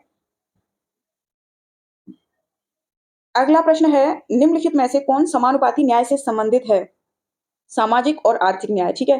बॉम्बे प्लान कब तैयार किया गया? बॉम्बे प्लान जो तैयार किया गया आपका 1944 में तैयार किया गया। और इसका जो शीर्षक था उस टाइम क्या रखा गया? भारत के आर्थिक विकास के लिए एक योजना। ठीक है।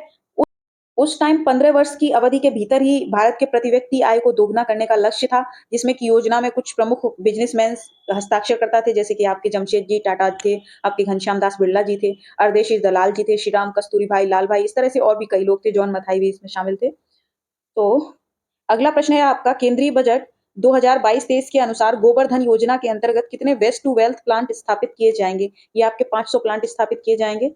अगला प्रश्न है आपका, क्या कह रहे हैं, स्वीडन के वर्तमान प्रधानमंत्री कौन है? मैं इसको जरा ऊपर करती हूँ। स्वीडन के पूछे हैं। देखिए, जॉर्जिया मेलोनी इटली की हैं, लास्ट सीरीज में बात हुई थी। ऋषि सुनक यूके के हैं, ठीक है, जो कि भारतीय मूल के हैं ऐसा मानते हैं, जबकि भारतीय मूल के नहीं बल्कि पाकिस्तानी मूल के हैं। ठीक है। उल्फ क्रिस्टन्स ये कहाँ के हैं भाई? एक मिनट, यही है स्वीडन के। ठीक है। ये जो है पुरस्कार 2022 के संबंध में कथनों पर विचार कीजिए। तो विचार कीजिए, क्या कह रहे हैं? नवी मुंबई को 1 लाख से अधिक आबादी वाला दूसरा सबसे स्वच्छ शहर घोषित किया गया है। गलत है। इंदौर को किया गया है। ठीक है।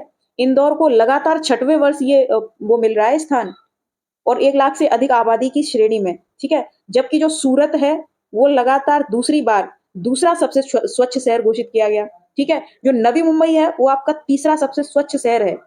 ठीक है। तो यहाँ कथन एक सही नहीं है।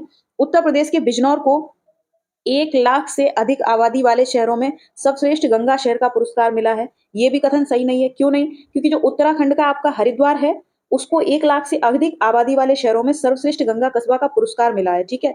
बिजनौर को नहीं मिला है। अगर तीसरे कथन की बात करें, मध्य प्रदेश 100 से अधिक शहरी निकाय स्थानीय निकायों वाले राज्यों में सबसे, ओहो ये क्या हो गया है? स्क्रीनशॉट बन गया, ये कैसे बना भाई? खैर, तीसरा कथन कह रहे हैं, मध्य प्रदेश 100 से अधिक शहरी स्थानीय निकायों वाले राज्यों में सबसे स्वच्छ राज्य के रूप में उभरा है। तो कथन 3 सही है। अगला कथन कह रहे हैं, कर्नाटक के शिवमोगा को फास्ट मूवर सिटी अवार्ड से सम्मानित किया गया। ये कथन भी सही है। तो यहाँ पे 3 और 4 सही हो जाएंगे। कूट क्या रहे हैं? ऑप्शन बी सही हो जाएगा इसका, ठीक है। अगला, साथ ही यह भी जान लीजिए कि जो त्रिपुरा है वो 100 से कम शहरी स्थानीय निकायों वाले राज्य में सबसे स्वच्छ राज्य के रूप में आया है, जिसने कि झारखंड को पीछे छोड़ा है, जबकि जो झारखंड था पिछले 2 वर्षों से टॉपर था। अब इसी श्रेणी में झारखंड और उत्तराखंड क्रमशः दूसरे और तीसरे स्थान पर पहुंच गया है। अगर इंदौर की बात करें तो ये 7 स्टार कचरा मुक्त शहर के रूप में भी टॉपर है। इसके बाद सूरत और फिर, जबकि सूरत, भोपाल, मैसूर, नवी मुंबई, विशाखापत्तनम और तिरुपति ने 5 स्टार कचरा मुक्त प्रमाण पत्र अर्जित किए हैं। तो ये था स्वच्छ सर्वेक्षण, इसको पढ़ के जाइएगा, जरूरी है, स्वच्छ सर्वेक्षण को गहराई से पढ़िएगा।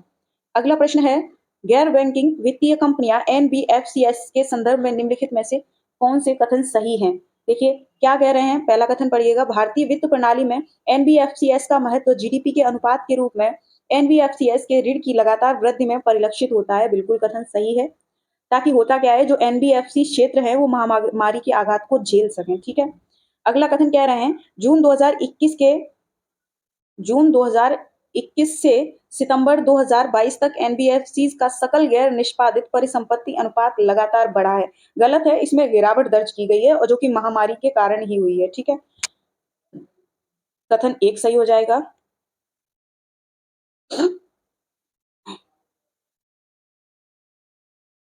अगला प्रश्न है, मिशन मोड हस्तक्षेप का उद्देश्य किससे निपटने से है? संक्रामक बीमारियां, गैर संक्रामक बीमारियां, बाल स्वास्थ्य, उपयुक्त सभी से है, ठीक है। इससे अच्छा, हम कुछ और प्रोजेक्ट भी चला रहे हैं बीमारियों से संबंधित, जैसे कि स्वास्थ्य के क्षेत्र में आपका सांस, ये किस बीमारी से रिलेट है या ये किस लिए है, ठीक है। टीबी हारेगा देश जीतेगा, ये तो एक स्लोगन है ही, वो टीबी के लिए सभी जानते हैं। इसके साथ ही एक और है पहल सुमन, ठीक है, ये किस लिए ये भी बताएं। इन दोनों के बारे में आप बताइए कमेंट सेक्शन में, ठीक है। बहुत हैवी हैवी चीज छोड़ रही हूँ मैं, ठीक है, जरूरी है। जनसांख्यिकी लाभांश के संदर्भ में निम्नलिखित में से कौन से कथन सही हैं? जनसांख्यिकी लाभांश की संकल्पना मेरे ख्याल से सभी को पता होगी, क्योंकि जनसांख्यिकी जो सॉरी डेमोग्राफिक डिविडेंड जो होता है वो क्या होता है, इसके बारे में अगर आपको नहीं पता है तो प्लीज, ये बहुत बेसिक टर्म है इकोनॉमी का, प्लीज बेसिक इकोनॉमी, मैं ये तो नहीं कहूंगी कि आप पढ़िए जाके, अब मत पढ़िए, ठीक है। बाकी इकोनॉमी जो है एग्जाम में करंट अफेयर बेस्ड ही बहुत ज्यादा आती है, तो उसी पर आप फोकस कीजिएगा। अगर पीसीएस परीक्षा के लिए देखा जाए 2023 के लिए, जो बहुत सीरियस कैंडिडेट हैं, जो बहुत मतलब ये चाहते हैं किसी भी तरह से बस प्री निकल ही जाए, जिनका मेंस, जिनकी राइटिंग स्किल्स, जिनकी राइटिंग कैपेसिटी बहुत अच्छी है, जो ऐसे इंसान है जो कुछ हाँ होते हैं, जो लोग ये चाहते हैं कि बस प्री कैसे भी क्वालिफाई हो जाए, ठीक है, तो उनके लिए 4 सब्जेक्ट पर फोकस कर सकते हैं, जिसमें से चौथा आपका ज्योग्राफी, तीसरा आपका साइंस, दूसरा आपका करंट अफेयर, और पहला आपका क्या है, पहला क्वालिटी, ठीक है। ये 4 सब्जेक्ट आप अपने बहुत अच्छे कर लीजिए, प्री आपका हो जाएगा, ठीक है। तो कथन कह रहे हैं कि यह किसी देश की जनसंख्या की आयु संरचना में परिवर्तन होने से उस देश में होने वाले आर्थिक विकास को संदर्भित करता है। बिल्कुल सही बात है। ये एक, यानी ये उस स्थिति को दिखाता है जहां आपकी कामकाजी उम्र की जो आबादी है उसका हिस्सा देश में कितना है, ठीक है। यानी कि 15 से और कितना 59 वर्ष की जो आयु के व्यक्ति हैं, ठीक है, उनका हिस्सा पॉपुलेशन में कितना है। भारत 2010 के आसपास ही जनसांख्यिकी लाभांश चरण में प्रवेश कर चुका है, ये कथन भी सही है, तो यहाँ पर बी ऑप्शन सही हो जाएगा। अगला प्रश्न ये है, यानी कह सकते हैं कि हम एक युवा देश हैं। अब कारीगरों को निशुल्क प्रशिक्षण दिया जाएगा 6 दिन के लिए, ठीक है। और क्या है ये, वही है, पारंपरिक कारीगर जो हैं वो उनको उनके स्किल में सुधार किया जाएगा, तो उनको 6 दिन की ट्रेनिंग दी जाएगी, निशुल्क ट्रेनिंग, ठीक है। निम्नलिखित में से किस समिति ने भारत में मुद्रा बाजार के विकास की नींव रखी? कौन सी समिति थी आपकी? एक वाघुल समिति थी और चक्रवर्ती समिति थी, ठीक है। और ये किससे संबंधित थी? चक्रवर्ती समिति जो थी, इन्होंने पहली बार देश में 1985 में देश में एक संगठित मुद्रा बाजार की आवश्यकता को रेखांकित किया, और जो वाघुल समिति थी, इन्होंने इसके जो डेवलपमेंट के लिए एक ड्राफ्ट तैयार किया था, ठीक है। तो यहाँ ऑप्शन सी सही हो जाएगा। अगला प्रश्न है, सूची दी गई है, उद्योग दिए गए हैं एक तरफ केंद्र दिए गए हैं। तो मथुरा जो है मूर्तियों से संबंधित है, कन्नौज इत्र से संबंधित है, आगरा चमड़े से संबंधित है, हाँ चमड़े से संबंधित कानपुर भी है, ठीक है, खुर्जा मिट्टी के बर्तनों से संबंधित है। इसके अलावा हम अगर अतिरिक्त जानते हैं तो फिरोजाबाद जो है वो चूड़ियों से संबंधित है, और जो आपका वाराणसी है वो लकड़ी के खिलौनों का उद्योग रखता है, गोरखपुर टेराकोटा के लिए प्रसिद्ध है, आगरा चमड़े के साथ साथ पर्यटन भी विकसित करता है, ठीक है। और पीलीभीत आपके जो खड़ाऊ बनते हैं, लकड़ी के जो चरण पादुका बनते हैं, ठीक है। अलीगढ़ आपके लॉक्स के लिए प्रसिद्ध है, कानपुर भी चमड़े के लिए प्रसिद्ध है, मिर्जापुर कालीन के लिए प्रसिद्ध है, लखनऊ चिकनकारी के लिए, मेरठ खेल के सामान के लिए, ठीक है। तो ये सारी चीजें आपको जाननी चाहिए। अगला प्रश्न है, संसद सदस्य स्थानीय क्षेत्र विकास योजना शुरू की गई है, क्या है? वही है एमपी लैड, जिसके बारे में हम बात कर चुके हैं शायद पहली या दूसरी सीरीज में, ठीक है। एमपीलैड जो है एक केंद्रीय क्षेत्र की योजना है जिसकी घोषणा दिसंबर 1983 में करी गई थी। ये कोई आज की योजना नहीं है, सॉरी 93 है यहाँ पे, ठीक है 93 में। 24 में मिष्टी शब्द का अर्थ क्या है? मिष्टी शब्द का संबंध है, किससे संबंधित है? ये मैंग्रोव वृक्षारोपण से संबंधित है, ठीक है। मिष्टी की फुल फॉर्म क्या है तो आप जान लीजिए मिष्टी, ठीक है। समझ में आ रहा है कि इसकी फुल फॉर्म भी है, तो फुल फॉर्म है आपकी mangrove initiative for shoreline habitats and tangible income, ठीक है, इसको कहते हैं मिष्टी। अगला प्रश्न है, अग्नि प्राइम के संदर्भ में निम्नलिखित में से कौन सा कथन सही है? अग्नि प्राइम का हाल ही में भारतीय अंतरिक्ष अनुसंधान संगठन द्वारा परीक्षण किया गया। ये कथन सही नहीं है। क्यों नहीं सही है? क्योंकि इसका जो सफल परीक्षण किया गया वो आपका डीआरडीओ ने किया है, ठीक है, इसरो ने नहीं किया, ठीक है, यहाँ इसरो लिखा हुआ। और कहाँ पे इसका परीक्षण किया गया? आपका जो एपीजे द्वीप है ना उड़ीसा में, जिसको पहले क्या बालासोर द्वीप भी कहा जाता था, चांदीपुर उड़ीसा में, ठीक है, वहां पे इसका परीक्षण किया गया है। अगला कथन है, यह 2 चरणों वाली कनिस्तरीकृत कंस्ट्राइज्ड मिसाइल है, ठीक है, हाँ ये कथन सही है। अगला कथन, अच्छा अगला कथन कुछ नहीं है, तो दो में से यानी पहला गलत था दूसरा सही था, तो 86 का ऑप्शन सी सही हो जाएगा, ठीक है। अगला प्रश्न है, निम्नलिखित में से कौन सा देश विश्व में चीनी का सबसे बड़ा उत्पादक है? भारत चीनी का सबसे बड़ा उत्पादक है। और दूसरा सबसे बड़ा उत्पादक कौन है वो आप हमें बताएंगे। और जो भारत है वो चीनी का दूसरा सबसे बड़ा निर्यातक भी है, ठीक है, निर्यातक, निर्यातक में ये सेकंड नंबर पे है, ठीक है। अगला प्रश्न है, आर्थिक सर्वेक्षण 2022-23 के अनुसार सितंबर 2022 के अंत तक कितनी कॉरपोरेट दिवाला समाधान प्रक्रिया CIRP शुरू हो चुकी हैं? 5000 से अधिक, ठीक है। अगला प्रश्न है, निम्नलिखित में से कौन सा यूनिवर्सल बेसिक इनकम का घटक नहीं है? तो देखिए, जो यूबीआई है उसका बेसिक घटक कौन कौन सा है पहले तो ये जान लें। सार्वभौमिकता, यह प्रकृति में सार्वभौमिक है। आवधिक, यानी कि इसमें एक मुश्त अनुदान नहीं है, नियमित अंतराल पर भुगतान होता है, ठीक है। वैयक्तिक भी है, व्यक्तियों को भुगतान होता है, ठीक है। सामुदायिक नहीं है, इसका मतलब व्यक्तिक है तो सामुदायिक नहीं है, ठीक है। और बिना शर्त भुगतान होता है, ठीक है। नकद हस्तांतरण के साथ कोई भी पहले से शर्त जुड़ी हुई नहीं है, तो यहाँ पे सी ऑप्शन सही हो जाएगा। अगला प्रश्न है, भारत के चुनाव आयोग द्वारा निम्नलिखित में से किसे राष्ट्रीय आइकन घोषित किया गया है? पंकज त्रिपाठी जी को, ठीक है। इलेक्शन का जो आइकन, जो एम्बेसडर है वो घोषित किया गया है पंकज त्रिपाठी जी को, ठीक है। और ये इससे पहले बिहार चुनाव में वो बिहार के स्टेट आइकन भी थे। अच्छा, अगर आपका एक प्रश्न इस तरह से बने जो कि बहुत जरूरी है, जो आपका ऑल इंडिया रेडियो ने ईसीआई यानी इलेक्शन कमीशन के साथ मिलके उस कार्यक्रम को शुरू किया है। कार्यक्रम है ये एक प्रकार का जो एवरी फ्राइडे चलता है, ठीक है, एवरी फ्राइडे चलता है और लगभग 15 मिनट का कुछ एपिसोड होता है। उसका शीर्षक आपको याद रखना है, वो शीर्षक ये है मतदाता जंक्शन, मतदाता जंक्शन, ठीक है। वही मतदान के बारे में लोगों को जागरूक करने हेतु है ये। तो प्रश्न पूछा जा सकता है, जो मतदाता जंक्शन है वो किन किन के द्वारा शुरू किया गया है या किन के सहयोग से मिलकर शुरू हुआ है? तो आपका न्यूज ऑन AIR यानी ऑल इंडिया रेडियो, ठीक है, और आपका ECI Election Commission of India, इन दोनों की एक साझा पहल है। अगला प्रश्न है, हाल ही में उत्तर प्रदेश सरकार ने उत्तर प्रदेश सौर ऊर्जा नीति 2022 को लागू करने के लिए कितनी राशि प्रस्तावित की है? ये 317 रुपए करोड़ है, ठीक है, 317 करोड़ रुपए। इसमें क्या है, इसमें 2026 और 27 तक लगभग 22,000 मेगावाट, ठीक है, 22,000 की बात हो रही है, सौर परियोजना के लक्ष्य को प्राप्त करना है, ठीक है। अगला प्रश्न है, निम्नलिखित में से कौन से महात्मा गांधी राष्ट्रीय ग्रामीण रोजगार गारंटी अधिनियम 2005 के उद्देश्य हैं? तो देखिए, सभी लोग जानते होंगे मनरेगा के बारे में, इसमें कुछ खास बताना है नहीं। पहला, ग्रामीण साक्षरता पर इसका कोई साक्षरता से वास्ता नहीं था। ग्रामीण शहरी प्रवास को कम करना, ये ठीक है। टिकाऊ परिसंपत्ति का सृजन करना, ये भी सही है। सामाजिक समता की भावना को बढ़ावा देना, तो ऑप्शन डी यहाँ पे सही हो जाएगा, ठीक है। अगला प्रश्न है, 20 सूत्रीय कार्यक्रम TTP के संदर्भ में निम्नलिखित में से कौन से कथन सही हैं? 20 सूत्रीय कार्यक्रम TTP जो है वो एक केंद्रीय योजना थी जिसे जुलाई 1975 में लॉन्च किया गया था, ठीक है। अब यहाँ पहला कथन क्या कह रहे हैं, TTP दूसरी केंद्रीय योजना थी जिसे जुलाई 1983 में, ये गलत हो गया, ठीक है। उसके बाद कथन 2 कह रहे हैं, TTP का उद्देश्य गरीबी रेखा के नीचे रहने वाले लोगों के जीवन की गुणवत्ता में सुधार करना था, ये बात बिल्कुल सही है, तो 94 का आपका दूसरा सही हो जाएगा। अगला प्रश्न है आपका, केंद्रीय बजट 2023-24 के अनुसार राज्यों को राजकोषीय घाटे की अनुमति होगी 3.5% की, ठीक है, बाकी का अपना सुधार करें, सिर्फ इतनी ही गुंजाइश है। अगला है, the 7 moons of Mali Almeida पुस्तक के लेखक कौन है? ये पुस्तक कई बार सामने आ चुकी है, बहुत जरूरी है, शिहान करुणातिलक, ठीक है। और ये कहाँ के हैं? श्रीलंकाई लेखक हैं, ठीक है। और इनको इसके लिए अवार्ड भी मिला है। कौन सा अवार्ड मिला है? चलिए मैं मैं छोड़िए, मैं नहीं बताती, आप बताइए। अगला प्रश्न है, poverty and shared prosperity 2022 correcting course शीर्षक वाली रिपोर्ट जारी की गई है। इसको कौन जारी करता है? तो इसको विश्व बैंक जारी करता है। ठीक है, से समझ में आ रहा है, पॉवर्टी एंड शेयर्ड प्रॉस्पेरिटी 2022। ठीक है, यानी करेक्टिंग कोर्स यानी गरीबी में सुधार और उसको समाप्ति के लिए ये एक रैंकिंग जारी है, जिससे होता क्या है, लोग रैंकिंग देखते हैं तो सुधार करते हैं। बिल्कुल वैसे ही हम लोग एग्जाम्स में जो भी रैंक, जो भी नंबर लाते हैं, उस हिसाब से सुधार किया जाता है। अगला प्रश्न है, अंतर्राष्ट्रीय 2020 के मैं सॉरी क्या पढ़ रही हूँ मैं, अक्टूबर 2020 में अंतर्राष्ट्रीय वित्तीय सेवा केंद्र प्राधिकरण IFSCA के द्वारा निम्नलिखित में से किस घरेलू क्षेत्र के नियामकों की शक्ति ग्रहण की गई है? भारतीय दूरसंचार प्राधिकरण गलत है, भारतीय सुरक्षा विनियामक बोर्ड की करी गई है, भारतीय बीमा नियामक विकास प्राधिकरण की और भारतीय रिजर्व बैंक की। ठीक है, यहाँ ऑप्शन डी आपका सही हो जाएगा। अगला प्रश्न, राष्ट्रीयकरण के संबंध में कौन से कथन सही है? तो बैंकों के राष्ट्रीयकरण में आप लोग सभी जानते हैं कि ये 1969 में जब इंदिरा गांधी जी प्रधानमंत्री थी, तो इन्होंने 50 करोड़ से अधिक रुपए की जमा राशि वाले 14 वाणिज्यिक बैंकों का राष्ट्रीयकरण कर दिया गया था। ठीक है, तो पहला कथन क्या कह रहे हैं, वर्ष 1969 में 30 बैंकों का, गलत है।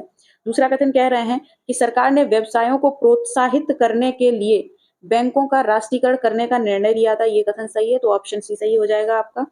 अगला प्रश्न है, निम्नलिखित में से किसे भारत का पहला 24x7 सौर ऊर्जा संचालित गांव घोषित किया है?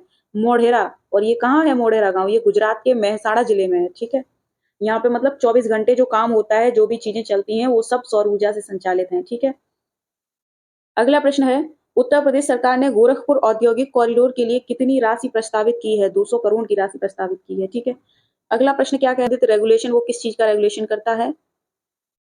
तो RBI क्रेडिट उत्पाद बचत ऑपरेशन। ठीक है, इरडा का सभी को पता होगा, ये क्या करते हैं, इरडा बीमा उत्पाद से संबंधित है। ठीक है, तो ये सही है। सेबी जो है, इनका है कमोडिटी जो आपका एक्सचेंज है। PFRDA पेंशन उत्पाद, तो इसमें क्या, अच्छा सुमेलित नहीं करना, मैं मेल करने में लगी पड़ी हूँ। 2 और 4, 2 और 4 तो कहीं ऑप्शन में ही नहीं, अच्छा सुमेलित नहीं है पूछा है। 1 और 3, ऑप्शन बी सही हो जाएगा।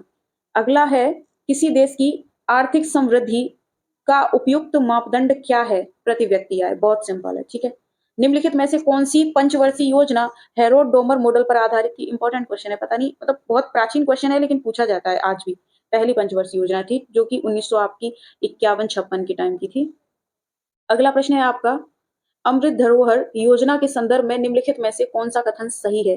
पहला कथन कह रहे हैं ये ऐतिहासिक स्मारकों की सुरक्षा के लिए एक योजना है, गलत है। अमृत धरोहर योजना जो है वो क्यों है? ऐतिहासिक इमारतों के लिए तो नहीं है, वो है आर्द्र भूमियों की रक्षा के लिए। ठीक है, दूसरा है, यह पर्यटन मंत्रालय की एक पहल है, ये भी गलत है। ठीक है, अच्छा वर्तमान में भारत में जो रामसर साइट है वो कितने हैं? 75। ठीक है, उत्तर प्रदेश में टोटल कितने हैं? 10 हैं। ठीक है, अब ये कौन कौन से 10 हैं, ये सारे अभी नहीं हम बता सकते और यहाँ नहीं बता सकते। ठीक है, तो यहाँ पे ऑप्शन डी सही हो जाएगा। अगला प्रश्न है, निम्नलिखित में से किन देशों ने टाइगर ट्रायम्फ अभ्यास में भाग लिया? टाइगर ट्रायम्फ अभ्यास जो है भारत और यूएस के बीच में होता है और ये इनका दूसरा संस्करण था। ठीक है, जो कि 2022 में आयोजित किया गया और कहाँ? विशाखापत्तनम में। अगला प्रश्न है, निम्नलिखित में से कौन सा देश हाल ही में भूमध्य सागर में एक स्थायी समुद्री सीमा स्थापित करने पर सहमत हुआ? ये लेबनान और इजराइल है। ठीक है, इन्होंने भूमध्य सागर में अपनी जो समुद्री सीमा है उसको स्थापित किया है। अगला प्रश्न है, निम्नलिखित में से कौन से राज्य स्टार्स प्रोजेक्ट का हिस्सा हैं? देखिए, कौन से राज्य स्टार्स प्रोजेक्ट का हिस्सा हैं? तो इनमें आपका है हिमाचल प्रदेश, केरल और आपका मध्य प्रदेश। उत्तर प्रदेश इसमें शामिल नहीं है। ठीक है, ये स्टार्स परियोजना है क्या? तो इसको जो है मंजूरी दी थी भारत सरकार ने 2020 में और ये 2 फरवरी 2021 में लागू हो गई। ये 5 वर्षों की अवधि के लिए योजना है जो कि वित्त वर्ष 2025 तक कार्यान्वित की जाएगी। और ये स्टार्स है क्या? राज्यों के लिए शिक्षण, अधिगम और परिणामों का सुदृढ़ीकरण करना इस स्टार्स का फुल फॉर्म है। ठीक है, वहाँ की स्कूली शिक्षा की गुणवत्ता, वहाँ के प्रशासन में सुधार करना। तो इसमें केवल ये 3 नहीं, 6 राज्य शामिल हैं, जिसमें कि आपका हिमाचल प्रदेश यहाँ हो गया, MP केरल हो गया, इसमें साथ ही आपका राजस्थान, आपका महाराष्ट्र, आपका ओडिशा, ये आपकी 6 स्टेट्स हैं। ठीक है, तो यहाँ पे ऑप्शन क्या हो जाना था? 1 2 4, ऑप्शन बी सही हो जाना है। ठीक है, अगला प्रश्न है, निम्नलिखित में से किस बैंक का भारतीय स्टेट बैंक में विलय नहीं किया गया? विलय नहीं किया गया, देना बैंक। ठीक है, ये एक सेपरेट बैंक है, बाकी इन तीनों का जो है इसमें विलय हो चुका है। अगला प्रश्न है, वैश्विक बहुआयामी गरीबी सूचकांक 2022 के संदर्भ में निम्नलिखित में से कौन से कथन सही हैं? तो कौन से कथन सही है? पहला कथन क्या कह रहे हैं कि नाइजीरिया जो है दुनिया भर में सबसे ज्यादा नाइजीरिया में गरीब लोग रहते हैं, गलत है। क्यों गलत है? क्योंकि नाइजीरिया से पहले भारत का नंबर आता है। ठीक है, नाइजीरिया में लगभग 9.6 करोड़ लोग हैं, जबकि भारत के जो हैं वो लगभग 2.8 करोड़ लोग हैं, ठीक है। तो सबसे ज्यादा जो गरीब लोग हैं वो भारत में है दुनिया भर में।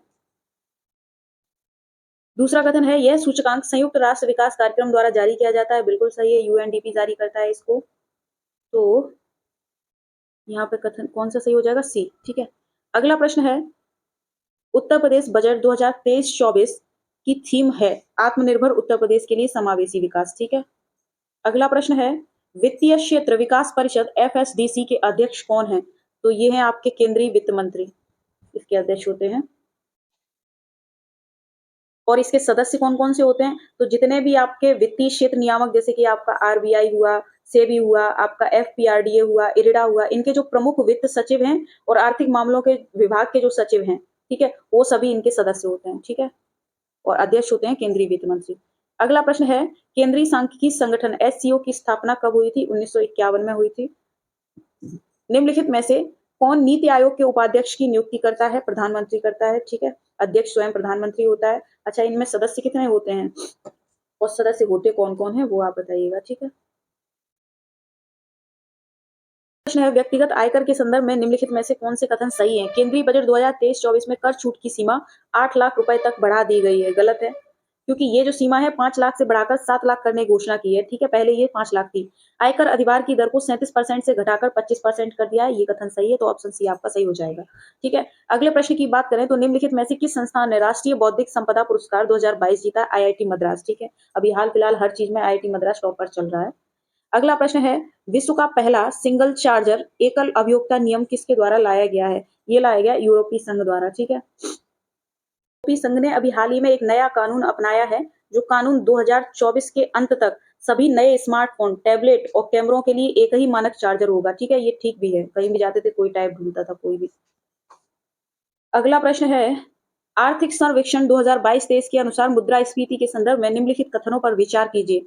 तो कथन क्या कह रहे हैं कि वित्तीय वर्ष 2021 की तुलना में वित्तीय वर्ष 2022 में उच्च सीपीआई संयुक्त आधारित खुदरा मुद्रास्फीति देखी गई है। गलत है ये, ठीक है। मुद्रास्फीति जो है 2022 में न्यूनतम आधारित देखी गई है, ठीक है। वित्तीय वर्ष 2022 के दौरान तेल और वसा, ईंधन और प्रकाश और परिवहन और संचार ने उच्च मुद्रास्फीति दर्ज की है। ये कथन सही है। रूस यूक्रेन संकट के कारण अप्रैल 2022 में मुद्रास्फीति दर में कमी आई है। कथन 3 गलत है, क्योंकि जो बाद के वित्तीय वर्ष 2023 की जो शुरुआत हुई थी रूस यूक्रेन संकट के साथ हुई, जिसके कारण अप्रैल 2022 में जो हेडलाइन मुद्रास्फीति जो है उसमें उच्च दर को दर्ज किया गया, ठीक है, इसमें कमी नहीं आई है। अगला कथन कह रहे हैं, आरबीआई ने वित्तीय वर्ष 2023 के लिए 6.8% मुद्रास्फीति का अनुमान लगाया। ये कथन सही है, तो 2 और 4 सही है, ऑप्शन सी आपका सही हो जाएगा, ठीक है। श्रिंकफ्लेशन के संबंध में निम्नलिखित कथनों पर विचार करना है। तो क्या होता है, ये इन्फ्लेशन टाइप का ही ये एक प्रच्छन्न मुद्रास्फीति का रूप है, ठीक है। किस तरह से, जो एक उत्पाद के आकार को कम करने की प्रथा है, जो कि इसकी स्टिकर कीमत को बनाए रखता है, तो इस तरह से ये प्रच्छन्न मुद्रास्फीति का रूप हो जाता है, ठीक है। इसे व्यवसाय और शैक्षणिक अनुसंधान में एक मुश्त पैकेज डाउन साइजिंग के रूप में जाना जाता है। देखिए वही बात आ गई, एक मुश्त पैकेज डाउन साइजिंग का मतलब है आकार को कम करना, ठीक है। तो यहाँ कथन दूसरा भी सही है। अगला कथन है, श्रिंकफ्लेशन का प्राथमिक कारण कम उत्पादन लागत है। तो ये कथन गलत है, इसका प्राथमिक कारण ये नहीं है। इसका प्राथमिक कारण जो है वो अधिक उच्च उत्पादन लागत है, ठीक है। अगला कथन कह रहे हैं, श्रिंकफ्लेशन बाजार में प्रतिस्पर्धा के अभाव में होता है। तो ये भी गलत है, ये तीव्र प्रतिस्पर्धा के कारण होता है, ठीक है। तो पहला और दूसरा सही है। अगला प्रश्न है, लीड्स इंडेक्स 2022 के संदर्भ में कौन सा कथन सही है? उत्तर प्रदेश को इस इंडेक्स में अचीवर्स स्टेट्स की श्रेणी में रखा गया है। बिल्कुल सही है। और यह राज्यों के बीच प्रतिस्पर्धा का माहौल बनाने के लिए आयोजित किया जाता है। बिल्कुल सही बात है। एक कंट्री के भीतर इस इंडेक्स को निकालने का उद्देश्य ये होता है कि जब अचीवर्स और इस तरह की कई कैटेगरी में राज्यों को रैंकिंग दी जाएगी तो अन्य राज्य भी अचीव करने के लिए उत्साहित होंगे, ठीक है। तो यहाँ ऑप्शन बी सही हो जाएगा। अगर इसकी कैटेगरी की बात करें तो ये अन्य कई कैटेगरी में दिया जाता है, जैसे कि मूविंग टू अचीवर्स, ठीक है, आकांक्षी राज्य होते हैं इसमें। अब जैसे कि अचीवर्स स्टेट में उत्तर प्रदेश प्रथम पर है, तो इसके बाद हरियाणा, पंजाब, हिमाचल प्रदेश, उत्तराखंड, तेलंगाना, ठीक है। इस तरह के लगभग 15 राज्य हैं जो लॉजिस्टिक्स के मामले में अचीवर्स के रूप में वर्गीकृत किए गए हैं, ठीक है। अगर मूविंग टू अचीवर्स की बात करें तो केरल, मध्य प्रदेश और राजस्थान को मूविंग टू अचीवर्स का रैंक मिला हुआ है, ठीक है। अगर आकांक्षी राज्यों की बात करें तो जिसमें बिहार, झारखंड, पंजाब, वो सॉरी पश्चिम बंगाल और छत्तीसगढ़ शामिल है, ठीक है। तो इस तरह से ये है। अगला प्रश्न है, वर्ष 2023-24 में उत्तर प्रदेश सरकार ने बजट में कितनी किसान पाठशालाओं का के आयोजन का प्रस्ताव रखा है। ये 17,000 किसान पाठशालाओं का आयोजन करेगा, ठीक है। और इसको एक शीर्षक दिया गया है द मिलियन फार्मर्स स्कूल, ठीक है। ये कार्यक्रम चलाया जाएगा, उसके तहत ये चीज होगी। जिससे होगा क्या, किसान हर चीज के लिए जागरूक होंगे, उन्हें फसल के बारे में बताया जाएगा, कीटनाशकों के बारे में बताया जाएगा, उर्वरकों के बारे में जानकारी दी जाएगी, ठीक है। अगला प्रश्न है, भारतीय रिजर्व बैंक के संदर्भ में कौन से कथन सही हैं? तो पहला कथन कह रहे हैं आरबीआई की स्थापना 1 अप्रैल 1936 को हुई थी, गलत लिखा है। 1935 के ये आपका जो अधिनियम था उसके तहत ये करी गई थी कलकत्ता में। और आपका जो अधिनियम था रिजर्व बैंक अधिनियम 1934, इसके प्रावधानों के द्वारा करी गई थी। इसका राष्ट्रीयकरण जो हुआ था 1949 में हुआ था। ये कथन आपका सही है, ठीक है। तो यहाँ पे आपका कथन 2 सही हो जाएगा। अगला प्रश्न क्या कह रहे हैं, निम्नलिखित युग्मों को सुमेलित करना है, इस्पात संयंत्र दिए गए हैं और ऐसे कंट्रीज दिए गए हैं जिन्होंने सहयोग किया है देश को। तो कह रहे हैं कौन से 2 सही सुमेलित हैं। देखिए भिलाई कौन सही सुमेलित है, एक ही तो पूछा है, वही तो मैं कहूँ कूट दिया नहीं है। भिलाई जो संयंत्र है वो ऑस्ट्रेलिया के द्वारा नहीं, वो सोवियत संघ के सहयोग से 1955 में स्थापित किया गया था। और कहाँ पे, छत्तीसगढ़ में आपका, ठीक है। छत्तीसगढ़ में ऐसे ही लिखती हूँ। दुर्गापुर जो संयंत्र है इसको सोवियत संघ नहीं, इसको ब्रिटेन की सहायता से स्थापित किया गया था। और कहाँ पे, 1955 में ही स्थापित किया गया था, जबकि वेस्ट बंगाल में, ठीक है। राउरकेला जो है इसको जर्मनी के सहयोग से ही 1955 में स्थापित किया गया था और इसकी स्थापना उड़ीसा में की गई थी, ठीक है। तो ये कथन सही है। बोकारो जो है ये सोवियत संघ के सहयोग से किया गया था 1964 के दौरान और ये झारखंड में, ठीक है। तो ये चीजें आपको याद रखनी है। अगला प्रश्न है, बिमल जालान समिति संबंधित थी किससे? आरबीआई के मौजूदा आर्थिक पूंजी ढांचे की समीक्षा करने के लिए, ठीक है। बहुत जरूरी है ये। अगला प्रश्न है, केंद्रीय बजट 2023-24 के अनुसार स्टार्टअप इकोसिस्टम में भारत को कौन सी रैंकिंग हासिल हुई है? तीसरी, ठीक है। वैश्विक स्तर पर अगर स्टार्टअप्स की बात करें तो भारत तीसरे नंबर पर है, ठीक है। यूनिकॉर्न्स की संख्या के मामले में कहा जाए तो। अगला प्रश्न है, हाल ही में जागृति यादव एक दिन के लिए ब्रिटिश उच्चायुक्त बनी है, वह कहाँ से संबंध रखती है? ये लखनऊ से संबंध रखती है, ठीक है। क्या था ये मामला, काफी चर्चा में रहा था उस टाइम। जागृति यादव लखनऊ की काफी वायरल हुई थी। ये एक प्रतियोगिता का 6ठा संस्करण जीतने के बाद ब्रिटेन की जो शीर्ष राजनयिक हैं उनके रूप में उन्होंने एक दिन बिताया था।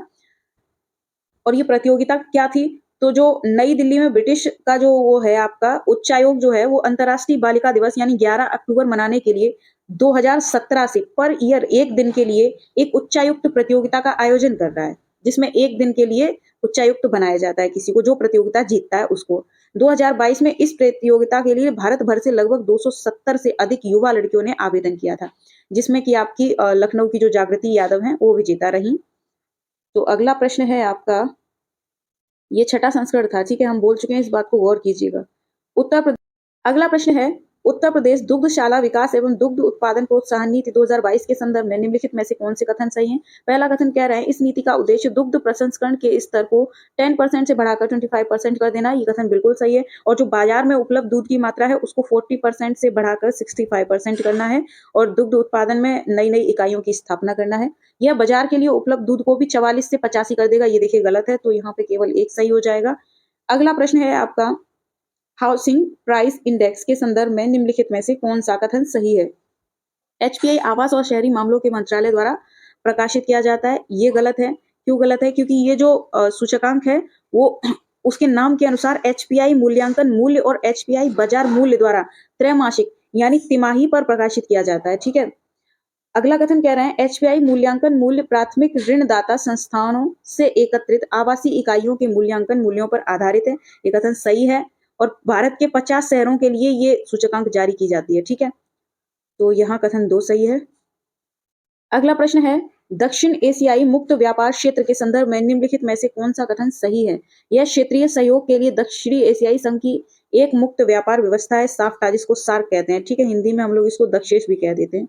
तो कथन 1 सही है। यह समझौता 2006 में हुआ था, 6 में लागू हुआ था, बिल्कुल सही है। अभी अगर देखा जाए तो साफ्टा के हस्ताक्षरकर्ता देश कौन कौन से हैं? आपका अफगानिस्तान हुआ, बांग्लादेश हुआ, भूटान हुआ, भारत हुआ, मालदीव हुआ, नेपाल हुआ, पाकिस्तान और श्रीलंका, ठीक है। यहाँ पे कथन दोनों सही हो जाएंगे, एक और बी दोनों, ठीक है। अगला प्रश्न है, निम्नलिखित में से कौन सा ग्राफिक वक्र मुद्रास्फीति और बेरोजगारी के बीच संबंधित है? अच्छा, कौन सा ग्राफिक वक्र मुद्रास्फीति और बेरोजगारी? तो देखिए यहाँ पे लॉरेंज वक्र दिया है। आप सभी को पता होना चाहिए कि ये लॉरेंज वक्र जो है वो किससे संबंधित है, और अगर पता है तो बताइए, और अगर नहीं पता है तो प्लीज पता कीजिए। यहाँ पे जो है वो फिलिप्स वक्र संबंधित है, ठीक है। फिलिप्स कर्व जो है मुद्रास्फीति और बेरोजगारी से संबंधित है, ठीक है। अगला प्रश्न है आपका, हाल ही में उत्तर प्रदेश सरकार ने निम्नलिखित में से किस पहल के लिए 1000 करोड़ रुपए का प्रावधान किया है? किसने किया है? ये किया है ऑपरेशन कायाकल्प, ठीक है। और ऑपरेशन कायाकल्प के बारे में हम जान चुके हैं। ये किस पर आधारित होगा? जो आपके स्मार्ट विद्यालयों का एक तरह से निर्माण किया जाएगा, जिसमें माध्यमिक विद्यालय शामिल होंगे, उनकी स्मार्ट कक्षाएं, खेलों के मैदान, उचित शौचालय, पुस्तकालय हों, ठीक है, जो आपके कंप्यूटर लैब्स हैं, ठीक है, आर्ट्स जो ह्यूमैनिटीज जो आपके क्लासेस हैं, उनको विकसित किया जाएगा, अत्याधुनिक सुविधाओं से इनको लैस किया जाएगा, ठीक है। तो ये है ऑपरेशन कायाकल्प, याद रखिएगा इसको। अगला प्रश्न है, स्थायी जमा सुविधा योजना के संदर्भ में निम्नलिखित में से कौन सा कथन सही है? जो स्थायी जमा सुविधा योजना यानी कि एसडीएफ जो है वो क्या है? वो एक तरलता प्रबंधन उपकरण के रूप में है, ठीक है, जिसको 2014 में मौद्रिक नीति ढांचों को संशोधित और मजबूत करने के लिए एक समिति के प्रस्ताव के बाद लाया गया था, ठीक है। अब यहाँ पर पहले कथन में क्या कह रहे हैं? इसे बाजार में अतिरिक्त तरलता को अवशोषित करने, ये गलत लिखा हुआ है, तो ये कथन गलत हो जाएगा। इसको अतिरिक्त तरलता को स्थानांतरित करने के उद्देश्य से लागू किया जाता है, ठीक है। अगला कथन कह रहे हैं, आरबीआई से पैसे उधार लेने के लिए केंद्र सरकार को सरकारी संपत्तियों के रूप में संपार्श्विक जमा करने की आवश्यकता है। संपार्श्विक क्या है भाई? Collateral in the form of government assets, ठीक है। तो ये संपार्श्विक जमा करने की आवश्यकता नहीं है, ठीक है, ये कथन भी आपका गलत है। तो यहाँ आपका ना तो एक ना तो दो, डी सही हो जाएगा। अगला प्रश्न है, भारत में मुद्रा संबंधी नोटों की निर्गमन प्रणाली आधारित है, ये किस पर आधारित है? न्यूनतम कोष प्रणाली पर। अगला प्रश्न है, मिनिमम रिजर्व सिस्टम। अगला प्रश्न कह रहे हैं, उत्तर अमेरिकी मुक्त व्यापार समझौते में शामिल हैं यूएस, मैक्सिको और कनाडा, ठीक है। ओपन ट्रीटी जो आपका है, नाफ्टा जिसको कहते हैं। अगला प्रश्न है, केंद्रीय बजट 2023-24 के अनुसार चालू वित्त वर्ष के लिए अनुमानित राजकोषीय घाटा कितना है? 5.9%, ठीक है। अगला प्रश्न है आपका, एकीकृत शिकायत निवारण तंत्र आईजीआरएस के अंतर्गत पुलिस थानों की रैंकिंग में उत्तर प्रदेश के कितने पुलिस थानों ने प्रथम स्थान प्राप्त किया है? 3 पुलिस थाने हैं, ठीक है। और ये 3 पुलिस स्टेशन जो हैं, आदमपुर, दशाश्वमेध और सिगरा, ठीक है, इन्होंने ये जीता हुआ है। ये वाराणसी जो कमिश्नरेट है आपका, उसके अधीन है। इन थानों को 100% अंक मिले हुए हैं। और सबसे प्रश्न है आपका, अक्टूबर 2022 में निम्नलिखित में से किस शहर में जीआई महोत्सव का आयोजन किया गया? जीआई महोत्सव का आयोजन आपका वाराणसी में किया गया, ठीक है। इसमें क्या है? ये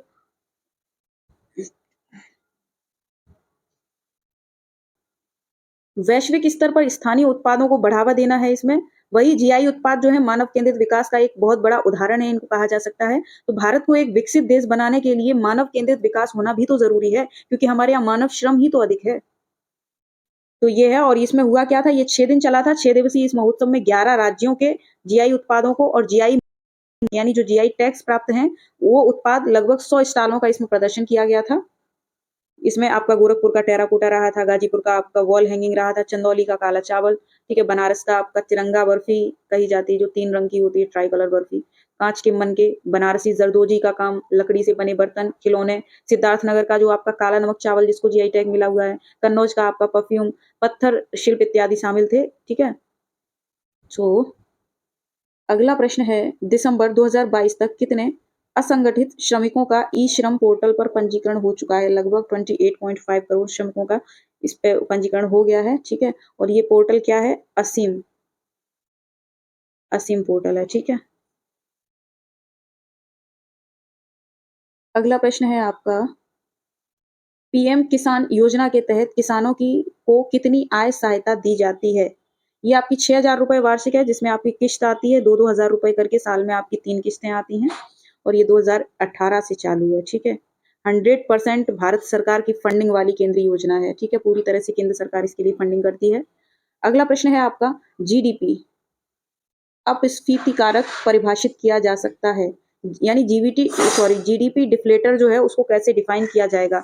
तो ये सीधा सा फॉर्मूला है आपका, जो जीडीपी एट करंट प्राइस है उसको डिवाइड किया जाता है जीडीपी एट कांस्टेंट प्राइस से, एंड मल्टीप्लाई किया जाता है आपका 100 से, ठीक है। तो ये फॉर्मूला है, इसको याद रखिए। याद नहीं रख सकते हैं, अगर आपको इसकी समझ होगी तो ही आप इसको समझ सकते हैं। अगला प्रश्न है, मुख्यमंत्री दुर्घटना बीमा योजना के संदर्भ में निम्नलिखित में से कौन से कथन सही हैं? उत्तर प्रदेश 2023-24 में मुख्यमंत्री दुर्घटना बीमा योजना हेतु 12 करोड़ की व्यवस्था प्रस्तावित की गई, कथन एक सही है। यह योजना असंगठित क्षेत्र के कामगारों से संबंधित है, बिल्कुल सही है।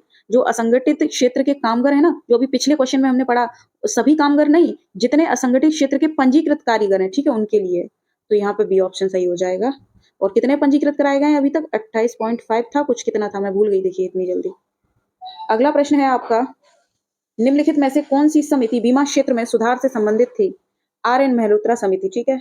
अगला प्रश्न है, भारत में नियमित जनगणना निम्नलिखित किस वर्ष से शुरू करी गई? देखिए प्रश्न पर ध्यान दीजिए। इसी तरह से लास्ट वाली सीरीज में जो पहला प्रश्न था, प्रश्न में क्या होता है, एक न एक शब्द ऐसा डाल देते हैं जिस पर हम बहुत ज्यादा ध्यान नहीं देते हैं, जिसके कारण हम प्रश्न गलत करके आ जाते हैं, जबकि हम पूरा प्रश्न जान रहे होते हैं। लास्ट में क्वेश्चन था, क्वेश्चन नंबर 1, और उसमें क्या था कि सिविल सेवा के लिए खुली प्रतियोगिता परीक्षा के लिए पहला मतलब प्रयास कब शुरू किया गया? ठीक है, पहला शब्द वहां नहीं लिखा हुआ था, वहां लिखा हुआ था प्रयास कब शुरू किया गया। तो ये 1833 में किया गया था, ठीक है। 1853 में इसको कंटिन्यू शुरू किया गया था, ठीक है।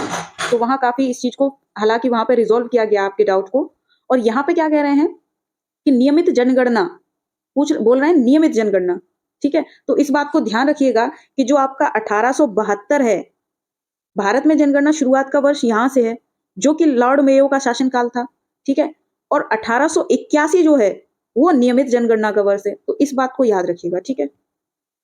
अगला प्रश्न है, अखिल भारतीय थोक मूल्य सूचकांक का आधार वर्ष 2004-5 से संशोधित किया गया। कितना संशोधित किया गया आधार वर्ष थोक मूल्य के लिए? तो इसको कर दिया गया 11-12, ठीक है। आधार वर्ष ऐसा वर्ष होता है जिससे हम आगे के वर्षों की तुलना करते हैं, किसी भी चीज के सुधार में या गिरावट के स्तर में, ठीक है। अगला प्रश्न है, केंद्रीय बजट 2023-24 के अनुसार कितने जैव आगत संसाधन केंद्र स्थापित किए जाएंगे? 10,000 केंद्र स्थापित किए जाएंगे, जो भारतीय प्राकृतिक खेती जैव इनपुट संसाधन केंद्र जिनको कहा जाएगा। अगला प्रश्न है, भारतीय सड़क कांग्रेस का 81वां अधिवेशन निम्नलिखित में से किस शहर में आयोजित किया गया था? उपयुक्त में से कोई नहीं, क्योंकि ये जो आयोजित किया गया था आपका लखनऊ में किया गया था, ठीक है, लखनऊ।